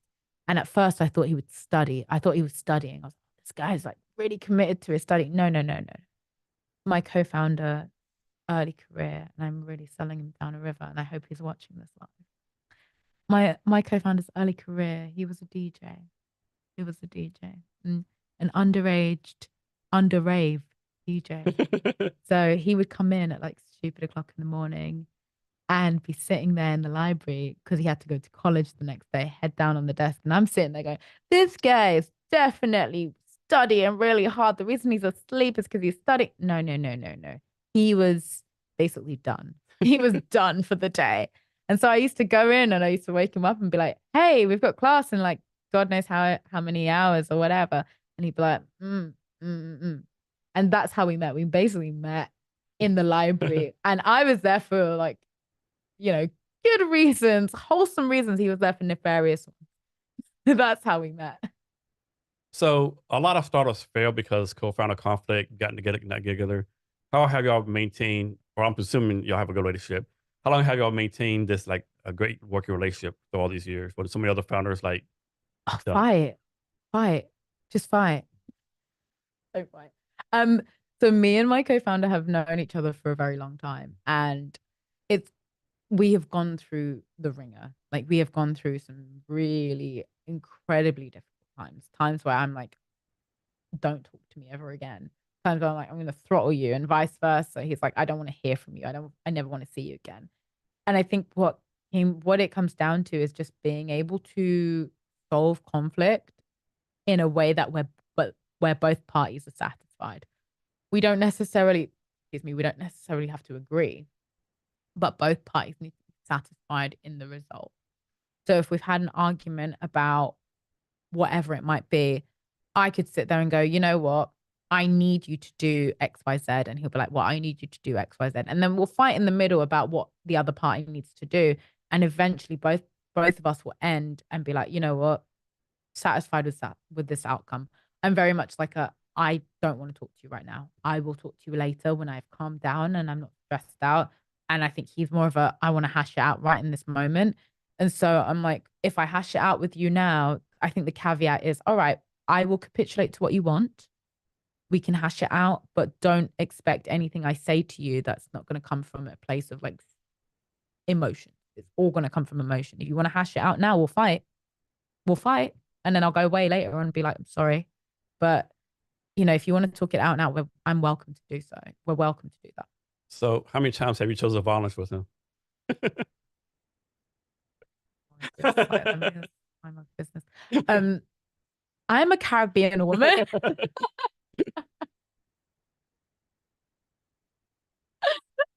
It depends on how you define violence. No, we have definitely we've had our moments in the past. And there's also been like external factors where it's been like the pandemic was really difficult for us because we couldn't see each other. We couldn't really. Does he live in London also? He now lives in America. Okay. So he lived in London at the time. And during the pandemic, we really struggled because we couldn't see each other. And that distance made it also infinitely harder because we were trying to work on the business. I had my own schedule. He had his own schedule. I was living at home. He was also living at home. Then you've got the external pressures of family where we both stressed out because we're in the same house. I'm in the same house with my sisters and my mum. I was like, I'm going to kill everybody in this house. And he's in the same boat. He's like with his family. He's like, I'm going to kill everyone in this house. And then both of us are sitting there going, we hate life and we hate each other and we hate everything. The pandemic sucks. And so we would bring all of that trauma and all of that anger into our like work life. And it just wasn't conducive of productive behavior. Not to mention all the things that went down in the pandemic. At one point, our business, we were really worried that our business was going to fail because we lost the manufacturer. We were ready to launch and it was the pandemic. We were ready to go and it was the pandemic. And our manufacturer was like, no, we're making PPE. You're a very small fish and this is a very big pond and we're trying to save people's lives. And what can you say to that? Yeah. You can't turn around and go, oh, no, I think you really should be making wet wipes that break down in water. Like you should be making our product. They were like, no. We're making life-saving equipment, whether you like it or not. And I was like, what can you say? So both of us got very frustrated with each other because we were like, this is your fault. And eventually we were just like, this is stupid. It's stupid. We both have a common goal on where we want to be with the business and everything else. Why are we not working towards it? So don't tell the details, of course. When you talk about the general concept or conversation y'all had when you decided like who had what control of the company, like as far as equity split, like 60-40, 51-50, like those, like how y'all decided that? Oh, okay. I can talk about that a little bit. In the very beginning, there were three of us, and I was essentially like, I don't want to do this as a full-time business. I've got other things that I want to do. I'm really interested in this project. And I took I was actually willing to take less because all I wanted to do was come in and make this product and then leave. As it came to pass, I really enjoyed what I was doing. I enjoyed the job and I enjoyed all the other aspects of it. And I was like, you know what, I want to stay. And our third person actually left. So we just divvied it up 50-50. We were like, you know what, you're putting as much effort into this as I am. Let's do it this way. And that's how it came to be. So we've always been 50-50 in terms of partnership. And so where is your product actually made at now? Is it a factory in China, the States, London? Like where is it actually made at? So our company, our products are manufactured currently in Wales. We are looking to expand our production facilities into America. And we're looking at that at the moment. So it's really exciting. We're sort of ready to expand into the US. As we're ready to expand into the US, we're looking for manufacturing in the US. But it's currently made in a factory in Wales. So what kind of factory you have to have? Like there has to be like certain equipment has to be there, certain scientific stuff like. No, so in terms of scientific stuff, it's more like it's a paper manufacturing. So if you can make wet wipes, you can make our product. Okay. But you just need to have the right formulation, and it's the right formulation that I have and that company has that you put into this machine. So I could be wrong, but I think paper is made from trees. Is your product made from trees also, or is it like something else?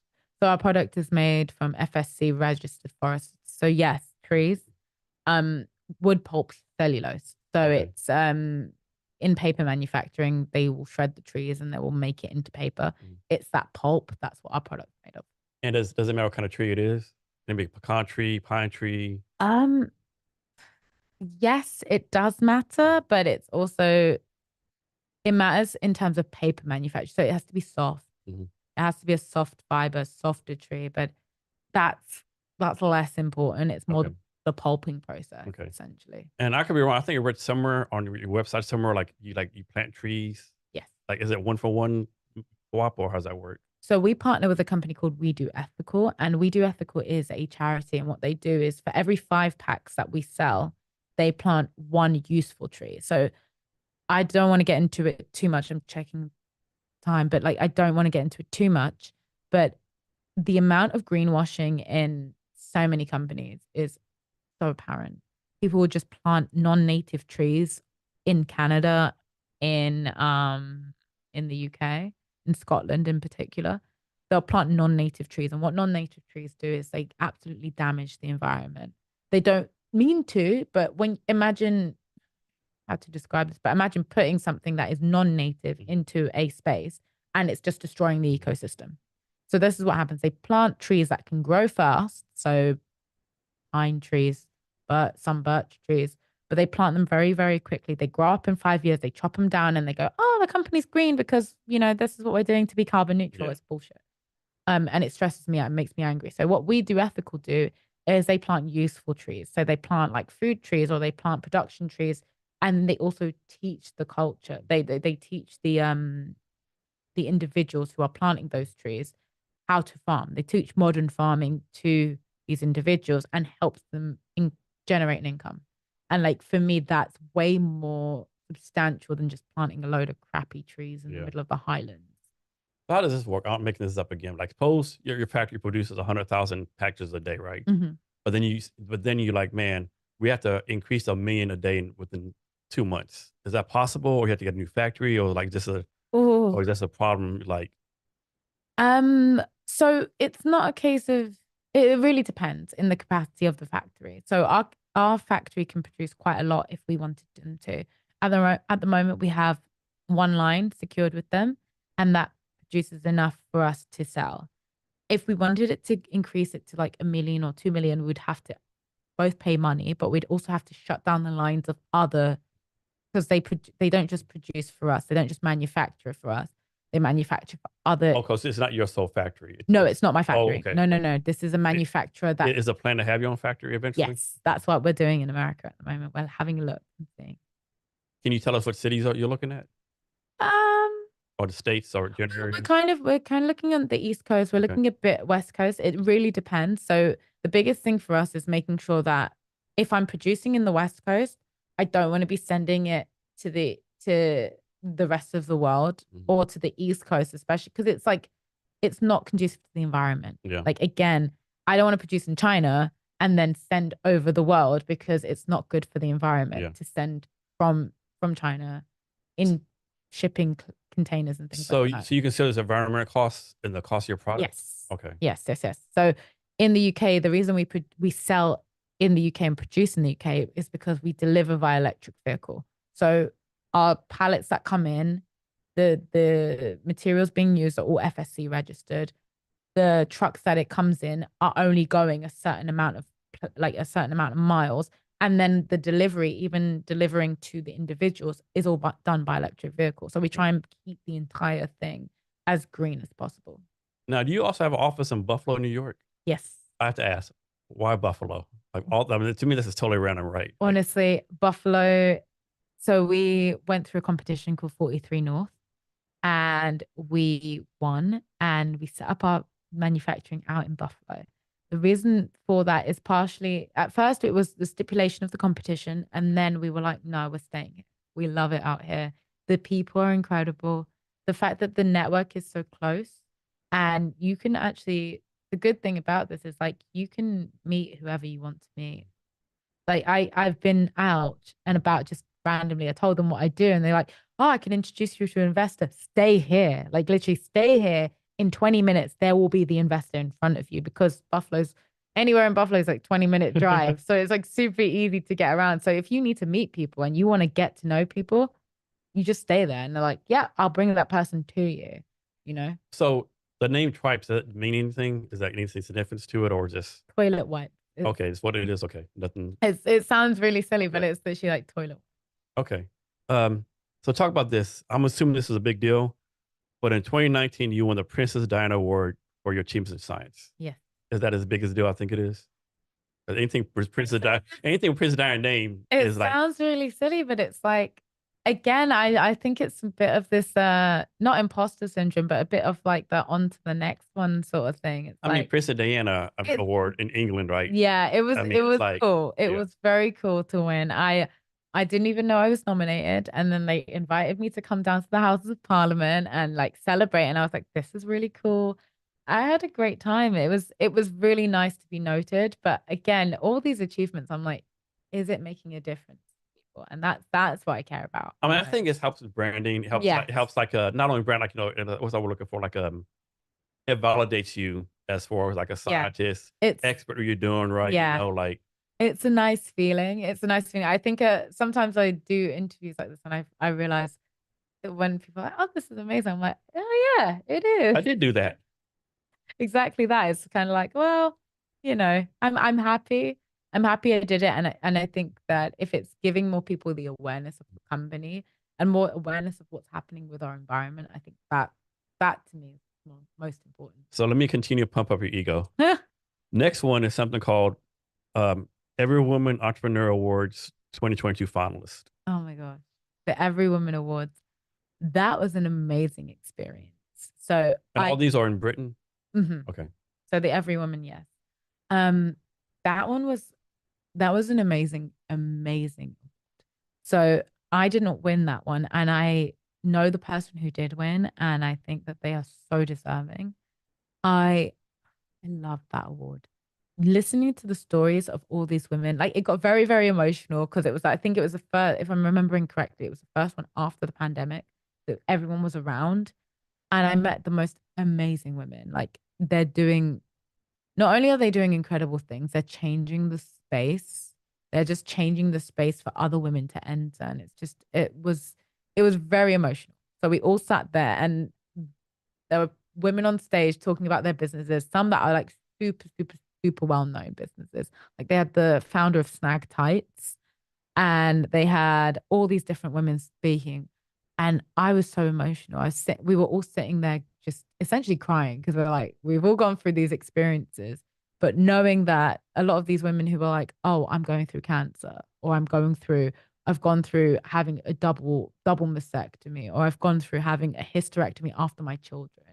And I started this business and I never thought I was going to even be around to finish it. And it was an incredible time to see all these different women. And a lot of the stories were so different, but a lot of them were the same, where it's like, I did not know I was going to make it. And here I am, you know? That's one thing. Like you never know what other people are going through, right? Yeah. I'm just never know. Like I have one friend, her father has brain cancer and her sister has breast cancer. Like you never know what people are going through, right? No, You have to be honestly. some kind of empathy, right? Honestly. So next, talk about what y'all did to ensure your business survived during COVID, because so many businesses failed. Like what happened? What did your co-founder or your employees? What do y'all do differently? Where not only made it through, but succeeding and being successful, Oh where so my many other gosh. businesses went bottom up. Well, we were very close to being like, should we just call this a day?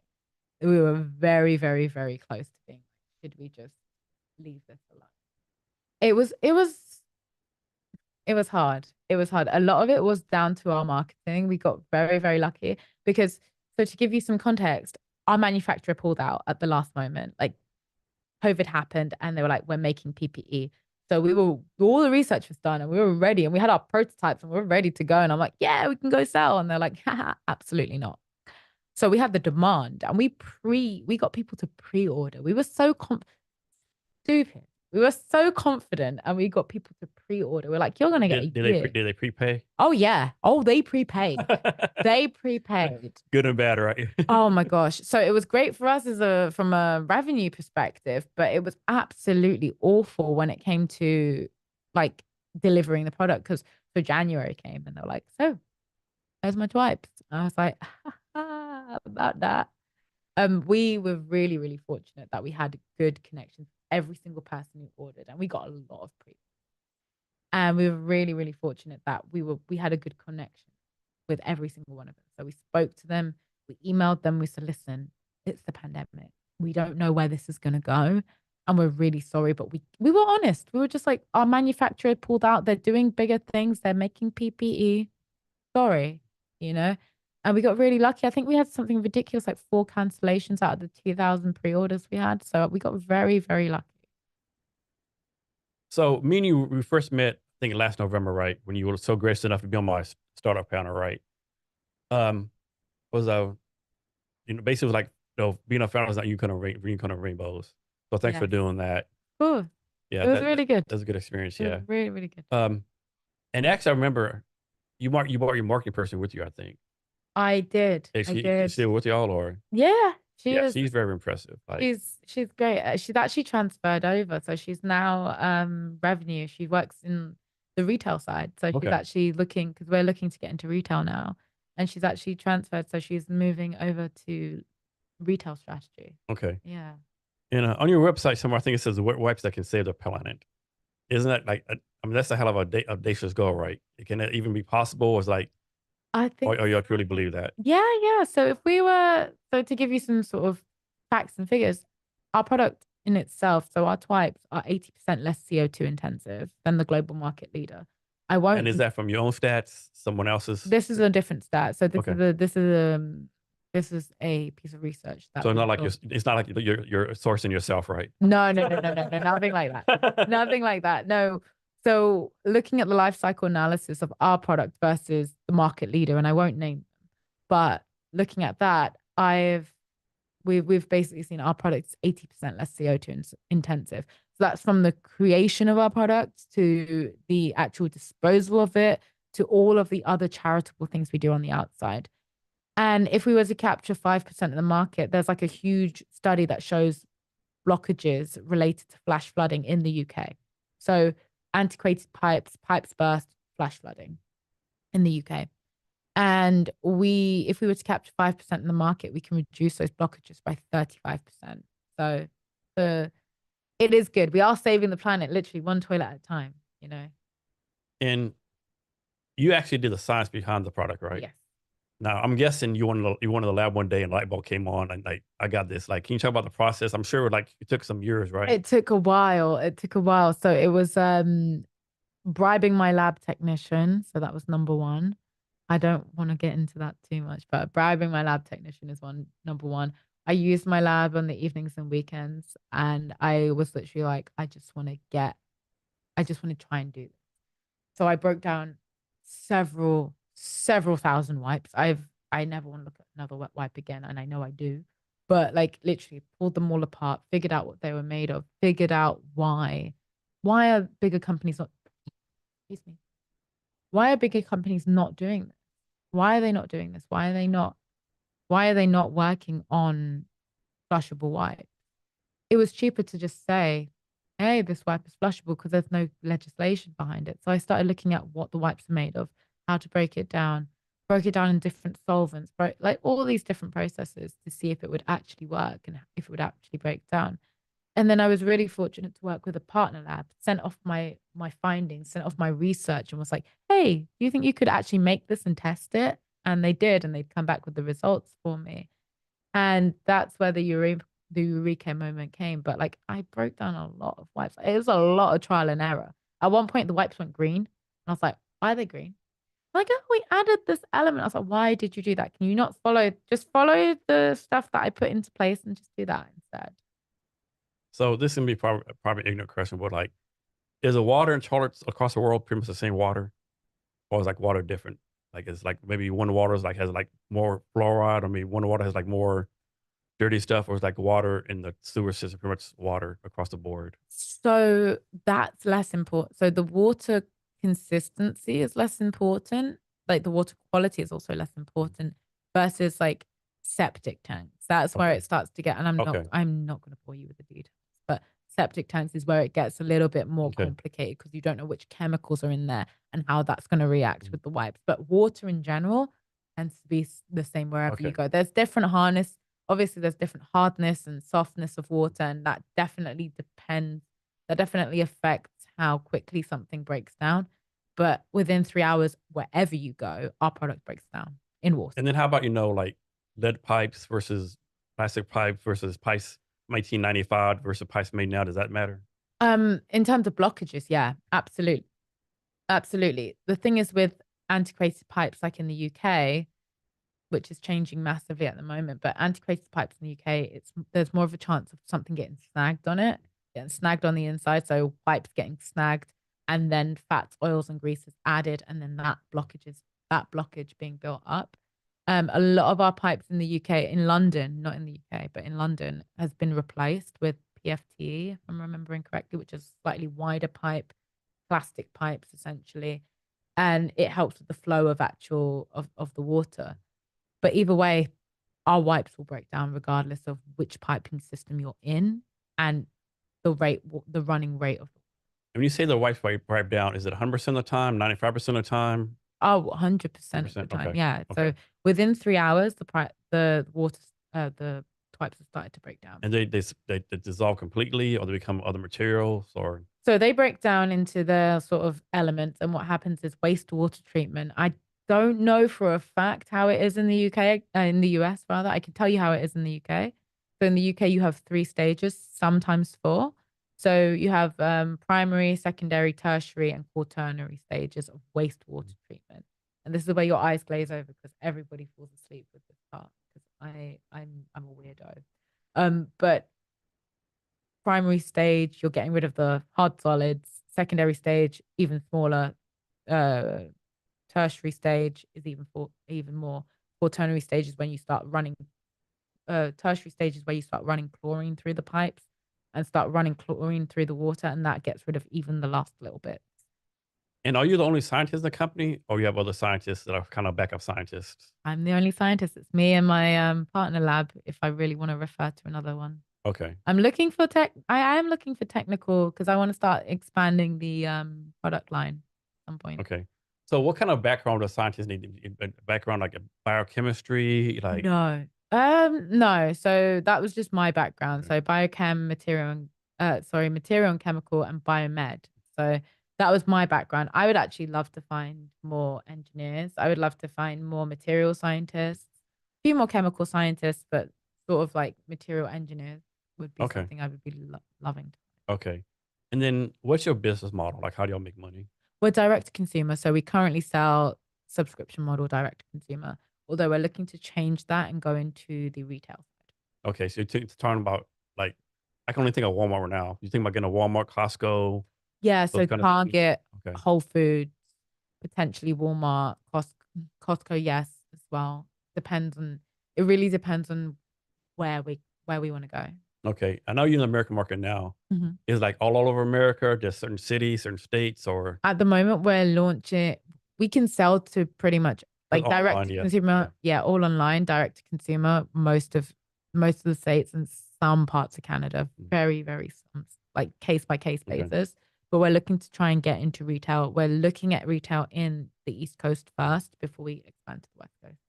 This might be a dumb question, but are there like trade associations that do this kind of stuff, or do you gotta go have a booth at some kind of I don't know, baby white convention somewhere? And Yeah, there are a few, and there's a few in the UK as well. Like there's the good food markets where you can sort of play up, oh, we can use it in restaurants.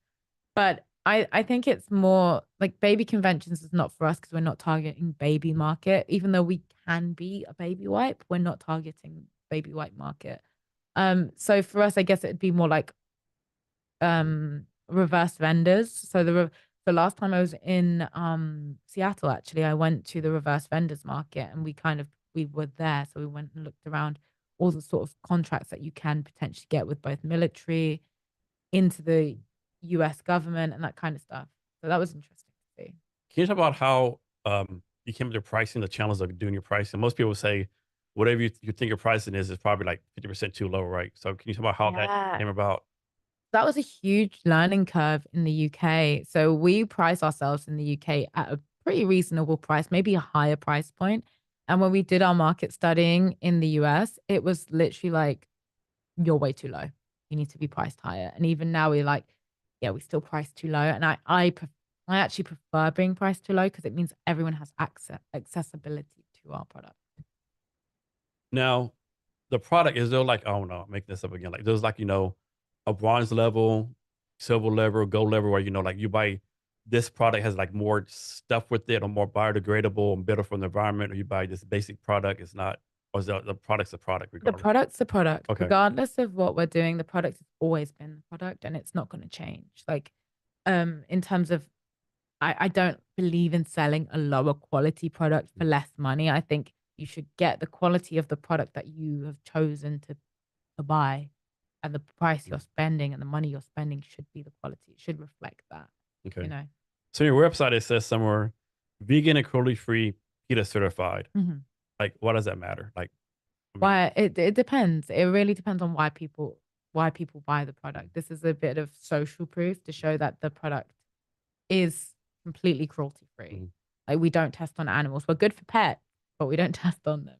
So, you know, we've literally gone through the channels to make sure that we are not just good for the environment, good for you, good for your baby, good for your pet, good for your dog, good for your cat, good for your auntie, your uncle, and the Pokemon on the table. You know, good for everybody. Nice. So obviously you're a founder, there are gonna be days when everything goes wrong, right? How do you deal with those days? Like, how do you overcome the days you're like, shit, you're like, fuck my life today, this is a shit show. Like, Oh my gosh. how do you handle those things? Um, I tend to step away. So a lot of people say, "Oh, you know, I've got all this work to do," and I take a nap. I'm like, I do step away from things. I'm like, I was like, I need to leave right now because if I don't leave, I'm gonna make the wrong decision. And I think taking time away and being like, you know what, it can wait till tomorrow. When people are like, no, you have to do this now, now, now, now, now, now, now. I'm like, can it wait till tomorrow? That's always the question. I'm like, can it wait till tomorrow? Or can it wait for an hour? Does it need to be a decision that needs to be made right this second? And most of the time, the answer is no. Most of the time, like, everyone's like, no, you have to do it now. I was like, do I have to do it now? And like, yes, you do. I was like, do I have to do it Or now? is it, do you want me to do it right now? Exactly that. Exactly that. Do you want me to do it right now or do I have to do it? And most of the time it can wait. And I'm like, right, if it can wait for even 10 minutes, I'm going to take those 10 minutes to go scream into a pillow somewhere, go into a bathroom and shake, look in the mirror, and then I'll come back and then we'll have a conversation. So that's mostly how I handle things. I'd rather just walk away from the situation because I know I've been known, and like I said, I've chosen violence in the past, you know, so I've been known to say something and deeply regret it later on. So I'm like, you know what? I'm not doing that anymore. As we grow, as we get older, we're like, no, I'm not going to do that anymore. And have y'all been able to bootstrap everything so far? In the very beginning, we bootstrapped. So I think we started with like, it was two places. So we got 3,000 from our university and then we got 20,000 from the mayor's fund, which was really, really helpful for us developing our MVP. And we've been lucky to take investment. So we've recently just raised a round, right? Raised a Series A round. So we're very, very sorry, not Series A, sorry, seed in the US. It's a So seed round. you raised it here in the US? Yeah. Okay. So we got very, very lucky and we got very fortunate. Actually, I say we're lucky. We're not lucky. We took opportunity and Yeah. you know, this is a massive shout out to my co-founder because oh my I would have been so stressed. Like, I'm a scientist and I make products. That's what I do, and I love it. And I know and I understand parts of the business, but I do not fundraise. That is not my job. My co-founder fundraises, and he does an amazing job. So shout out to him. Are there like venture capitalists, angel investors in England? Yeah, there are. Okay. Yeah, there are. So the reason I say I raised the Series A and then corrected myself is because in the UK, the amount we raised would have been a Series A UK amount. But in Okay. the US, it would have been either a seed, sometimes even pre-seed, Okay. depending on where you go. So there's just the market is 6 times bigger in the Mhm. US. So that's like a massive, massive thing. And was it you raised like New York City, the Bay Area, or somewhere else? So we raised in New York. New York. We Okay. raised in New York. I mean, if the West Coast want to invest in us, you know, we're not gonna say no. um, any general advice you can give people trying to do a fundraise? So I know right now the fundraising market is like fucking total shit right now, Yeah. right? So two pieces of advice for people who want to fundraise. Number one, start early. If you think that in a year's time you want to raise money, start now. Don't do not start any later than like at least 12 months. I know it sounds really crazy, but start with 12 months in mind. And if you get to 6, excellent. If you raise at 6, amazing. If you raise at 8, which is more likely, then great. but start with 12 months in mind because it does take a long time. And people are doing their due diligence even more than they've ever done because people don't want to give away their money. They don't want to do it. There's not enough capital at the moment. People are struggling with capital. And it's been like this since the pandemic. Investors are getting more sketchy, not sketchy, more what's the word I'm looking for? More suspicious about where their money is going. They think that businesses are more sketchy. So they're like, I want to make sure that we're doing our due diligence to the nth degree. So start early. And then after that, and the second part of advice is talk to people. Talk to people as much as you can. I'm not saying divulge all your secrets in your business, but just talk to people and be like, I'm really interested in raising this. And I guess the third thing is if you want money, ask for advice. If you want advice, ask for money. Honestly, if you want money from an investor, do not ask for it. Do not say, oh, I'm looking to raise. No, say, I would like some advice on how to raise this. It gives you an opportunity to explain your business and gives people an opportunity to invest in you. Yeah. And how many investors do y'all have? Enough. Enough. Okay. So there was something, you're talking about investors doing due diligence on founders, right? Mm-hmm. How do you do your due diligence on the investor, right? Because, oh yeah, you don't want money from just anyone, right? How do you make sure this investor or investors smart money was smart money and a good match for your values and stuff? A big thing that we do is we look at the previous companies that they've invested in, and we also look at the people that they know. So whether it's LinkedIn stalking, whether it's what connections they can offer. And sometimes we just straight up ask, but like, okay, so you want to invest $100,000 into this? Great. This is going to be a long-term relationship. What else are we bringing to the table? I hate that phrase. I hate, what are you bringing to the table? I think it's so cheesy, but it's true. It's like, what else have we got here? Because we're not just looking for money. Money is everywhere. It sounds really silly. And like after the pandemic and after all the advice I said, start early, but money really is everywhere. If you want a good investor, you're entering a marriage into this investor. Make sure they're bringing more than just money and shiny objects. You're not a magpie. Make sure that they're bringing more to the table than just, oh, here's all the money and we're going to leave you alone. If you need advice and you need help, then make sure that they're bringing those advice and those connections that help. But you're right. Right? It's called dry powder. If you look at any stat out there, there's billions and billions of dry powder out there, right? Doesn't matter. A lot of founders are failing to convince the investors to give it up because all the economic stuff going on. Yeah. But they have to invest eventually, I would think. They just can't have like $20 billion just sitting somewhere, right? You would think. You'd think. But, I'm not an investor, so I don't know. I think there's less money I think the investors have less money than we think. Mm-hmm. There's an assumption that there's just a massive pot going around somewhere. I think people are way more cautious about their money. Way, way, way more cautious. Whereas before, you used to jump into Silicon Valley and people are like, oh yeah, let me just invest in your company, which is nothing. We're going to invest in dispose in like rip away boxes. That's fine. I'll give you, here's $100 million. Or like, I have a food truck that's AI enabled. Here's $10 million. Exactly. Do you know AI? No. Here's another $10 million. Exactly. Hire AI people. Right? Exactly that. That's ridiculous. Yeah. So is the plan for the business be like worldwide, so to speak? Yeah. So for us, what we want to do at the moment, and we're starting slowly, is to increase the Twipes name across the UK and America, and then expand into different markets.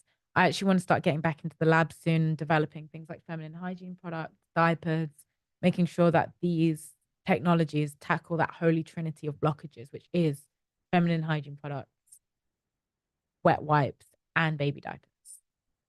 So how do you balance your time between, science, founder, entrepreneur, big sister, daughter? Like, how do you try to prioritize that stuff? With great difficulty. No, I think it's much like I said earlier on, is just making sure that it's time for you and time for your friends and time for your family. You've just got to be disciplined in terms of being like, this is my time.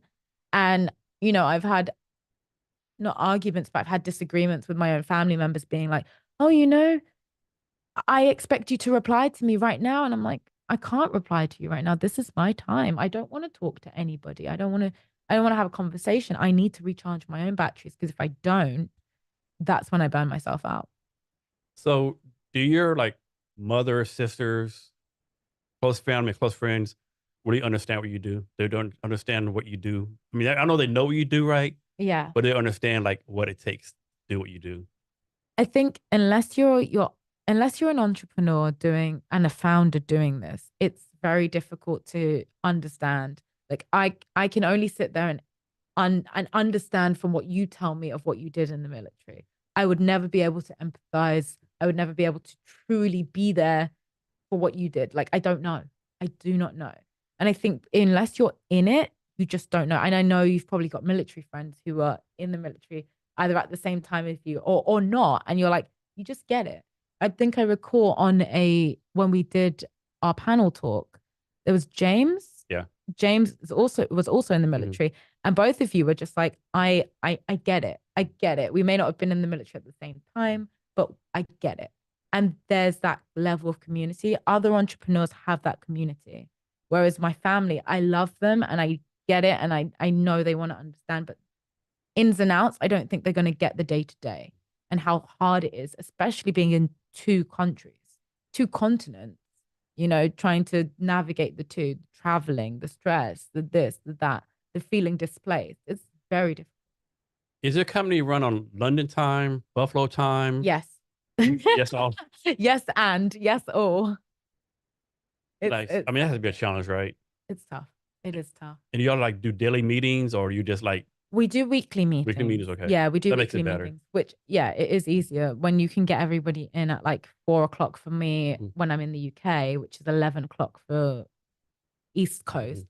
West Coast, it's a bit more difficult. Like it's currently 4 o'clock here. And so it's 8 hours in the UK. Okay. We're 8 hours behind. Okay. Behind?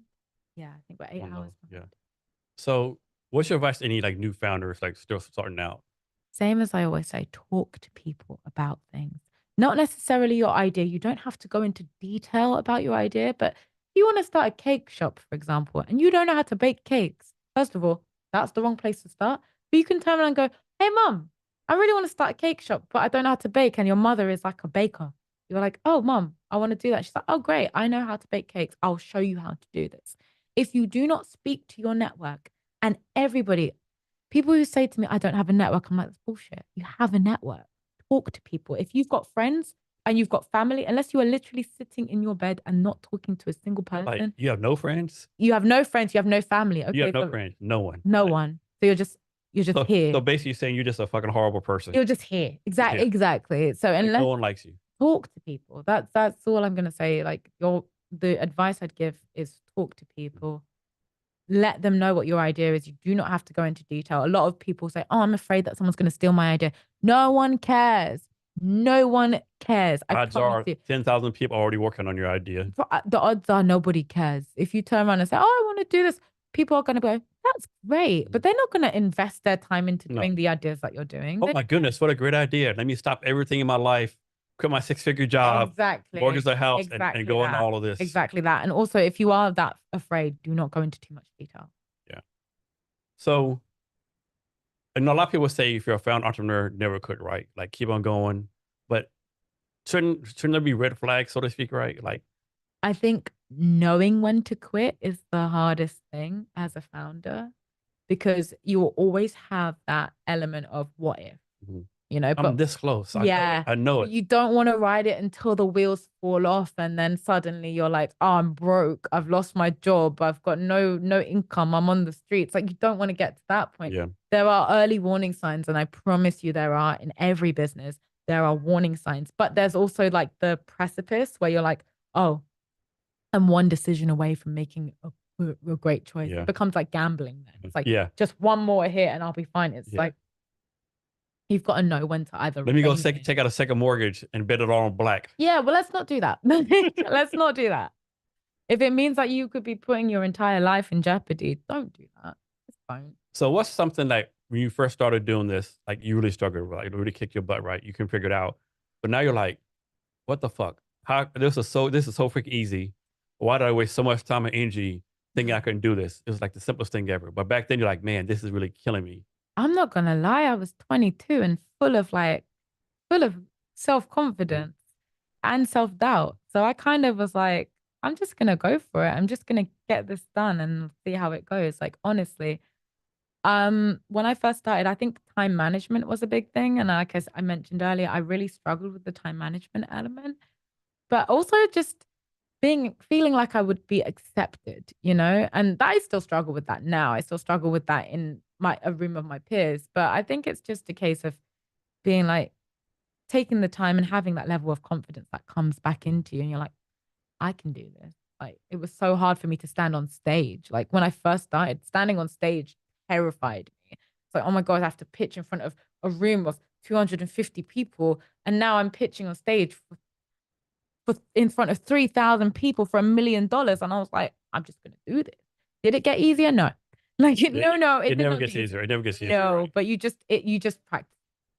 Now, tell me again how old you were when you first started getting interested in science. Ooh. Oh, what when I first started getting interested, about nine. Nine. Okay. Nine. So let's suppose there's a 9-year-old female out there somewhere. Oh, guy, someone 9 years out there. And like, man, I might want to do science. What advice you have for them? You're 9 years old. If that's what you want to do, great. I'm definitely an exception to the rule. At nine, I knew what I wanted to do. At 9 years old, most people don't know. They don't know. Most people are like, I want to be an astronaut or I want to be a vet, and they don't go down the same route. But at nine, I'm like, if that's what you want to do and that's what you enjoy doing, then see it through a little bit. See what you want to do. But nine. At 19, I might be having this conversation and being like, okay, we'll pursue it. But you're 9 years old, continue picking your nose and throwing rocks into the water. Like, I don't know. Like, it's been a long time since I've been nine.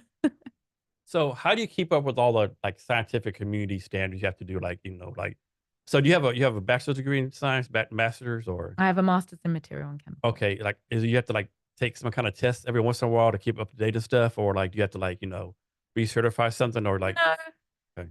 no. So the biggest thing that the company has to do is sometimes they have to go through testing again. So we have to test like flushability guidelines, skin sensitivity and that stuff. But we haven't had to do that yet Mhm. because we haven't changed our formulation. Okay. So when we change it, then if we change it, then we'd have to do that. That's a good point. So with your product, you have to like test it like people like what's it called? Uh, like skin disease, we like eczema, eczema. Eczema. You have to like do different tests for that kind of stuff, or So we did microarray testing, skin testing, baby testing, and basically flushability testing. If you change the formulation, you do have to go through, and if there are new guidelines, so we recently had to do, not recently, but a couple of years ago, had to do a different guideline that had been updated, and we had to pass that as well. So it does, if there is a new guideline that's put out, we do have to test against it. But other than that, as long as the formulation doesn't change, like if we decide to take out, for example, the aloe vera element, then we'd have to test it again. and do different countries have different standards for this kind of stuff? Yes. European have much more stringent Yeah, standards yeah. than the I, US. I, I would think so. Yeah, Yeah, hugely so. yeah. So from your point of view, how does your company make it, so to speak? Whatever make it means, like become $1 billion company, get Oh, 10% of the market, whatever your definition of success is. How does that happen? so for us, I think we want to become like the Andrex slash Cottonelle of wipes and like flushability. So when people think of flushable technology, they think of Twipes. That's like I want to become a household name for our business, whether it's feminine hygiene products, whether it's wet wipes, whether it's diapers, whether it's dental floss, whatever. I want them to think of, when they think of flushability and something that they can just flush and forget and toilet friendly, I want. So I know a lot of people, they use other products and it's in their mind that, it's going to block whatever, Mm. whatever. And even though you say it like disposes in 3 hours, I'm sure the people are like, there's no freaking way this happens. Like, that's a lie. There's no way because of other products. How do you convince these people, like, no, this is really real? Like, this is true. So normally we have a live demo. So what we do is if anyone comes to our presentations or they come to our stands or whatever, we show them and we get them to do it.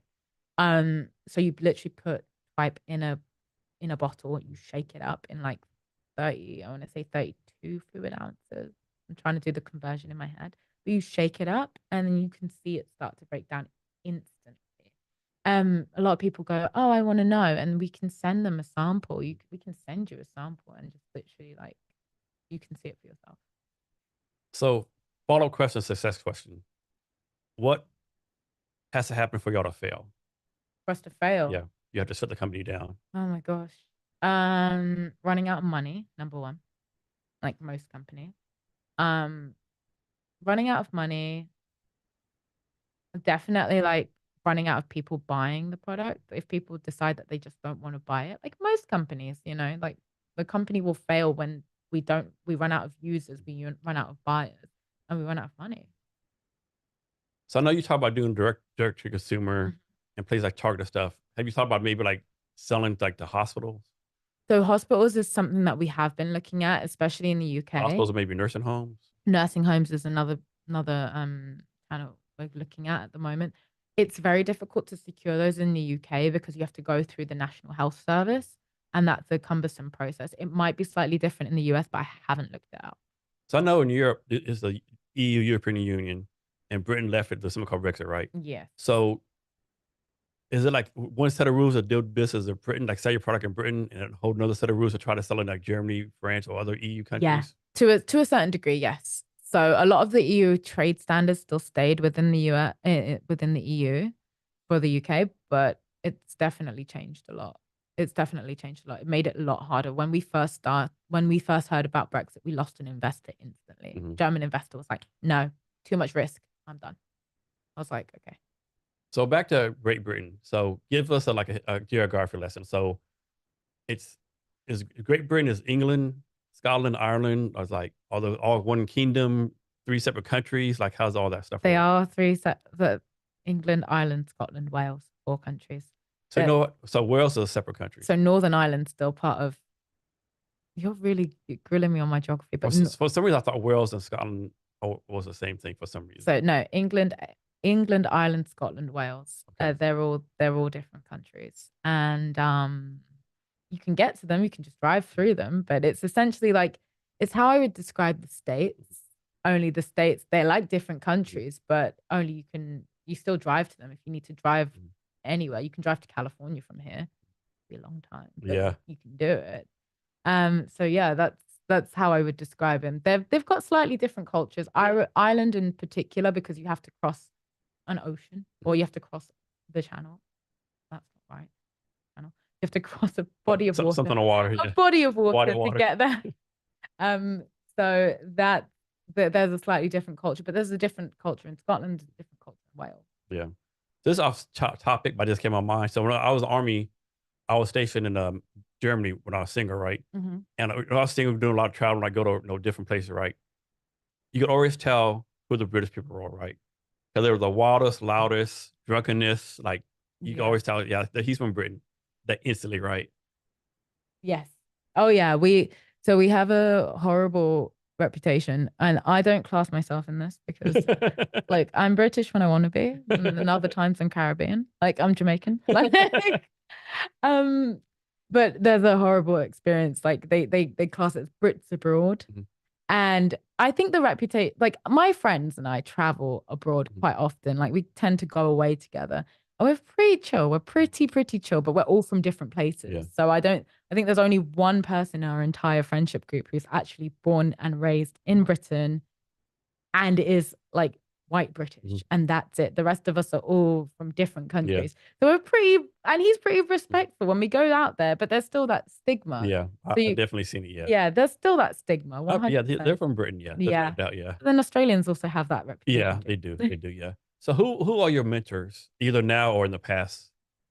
Besides my mother? Yeah. Yeah. I mean, you can talk about your mother again. Yeah, like my mom is definitely my biggest sort of mentor. I'm also really fortunate that, like I said, I'm surrounded by women. I'm surrounded by really strong women, and all of them, I always sit there and I learn. And I just, like I said, a naturally curious child. So I sit there and I'm like, I want to know. I want to know everything. So I always ask questions, and I don't know if I have one mentor in particular that I sit there and I'm like, that's the person I'm inspired by. I'm more inspired by people in my everyday life. And the more important part of the question, who are you mentoring right now?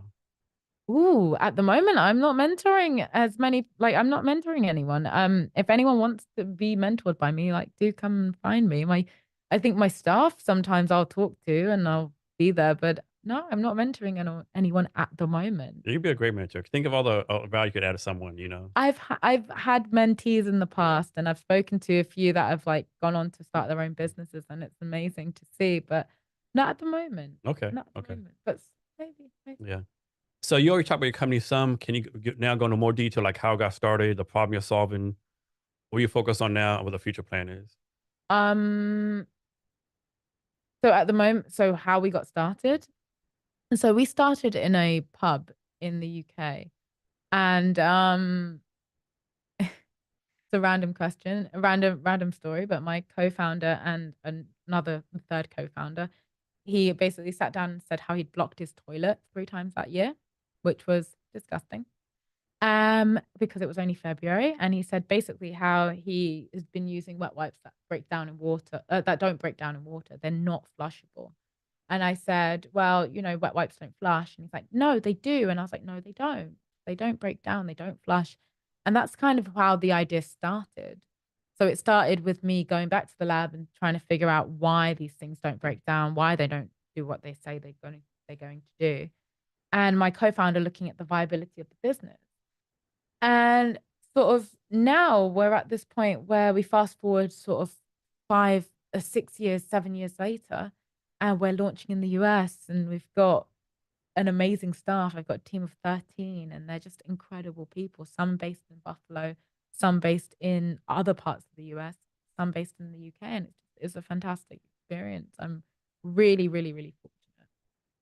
And when you launched it, was it like a big deal, like a bunch of publicity, PR stuff everywhere, or Yes. or was it more like a soft launch? Or was it like all out launch, so to speak? So we did a soft launch in 2020 because the pandemic couldn't do anything that was too grandiose. And then when we launched it in the States in April, it was a pretty big deal for us, which was it was really, really cool. Really, really proud of my team. Yeah. I don't know if you're doing any hiring now, but let's suppose you're hiring right now, right? What kind of characteristics do you look for people to come onto your team? What kind of values or skill sets or anything like that? People willing to learn, people wanting to learn all aspects of the business. So yes, you might be hired for content creating, sales, marketing, whatever it might be, but somebody who wants to learn about every aspect of business is like super, super important. And do you have people in the UK, the States, anywhere else? No, at the moment, just the UK and the States. Okay. All Yeah. right. All right. So is there anything I should ask you that I haven't, or anything else you want to talk about? At the moment, no, that we're launching in retail in the States at some point, really, really soon. So just keep an eye out for Twipes on the shelf. If you wanted to order our product, just go to www.twipes.com and we can send you some product. You can go and order from us. And can you give us your social media links or any way for people to reach out to you if they want to? So it's Instagram. I think we still got X, I'm not sure. But Instagram, so Facebook is Twipes, is www.facebook.com/Twipes. Instagram is twipes.uk, Twipes UK. And is there one that y'all use the most, or like your favorite one? So We to speak? mostly use Instagram. LinkedIn, Sure. again, it's Twipes. Yeah. Okay. Like, so you All can right. have, and then my personal one is just like Ellenor McIntosh on LinkedIn, Ellenor on Twipes. So Ellenor with an M at the end. Easy peasy. Easy. Yeah. And you already gave a lot of great value, but can you give us any like last second advice or wisdom or anything you want to talk about? Utilize your networks, talk to people, and just have fun. Everyone thinks it's such it is hard. It's a lot of grindy shit. Like there's a lot you gotta do, but just try and enjoy it along the way. And it sounds so stupid, like just enjoy it, but do take your time and enjoy this journey because for a long time I look back and I was like, I can't remember half of the journey because I didn't enjoy it, and now I'm just embracing every opportunity. So one last question. Check about this. I think a lot of time founders like we're today, right? Like, man, this sucks. We're not doing anything. But a lot of us feel like look back like 6 months before. Oh wow, like I have done some progress 6 months. Can you talk about the points of doing that? Like being appreciative of what you've actually accomplished, even though right today you're like, my life sucks. You don't see it until you see it. So I think me and my co-founder had this conversation where we were like, we had to document everything that we'd been doing up until this very point. And we kind of went, oh shit, we've been doing a lot, haven't we? We've done a lot in the last 12 months, haven't we? I was like, yes, we have, and we've got to embrace it. and we've got to celebrate it as well. So make sure you celebrate your win. Ellenor, thanks for your time today. Really appreciate Thank it. you so much. And to our listeners, thank you for your time as well. Remember to be great every day. Thank you.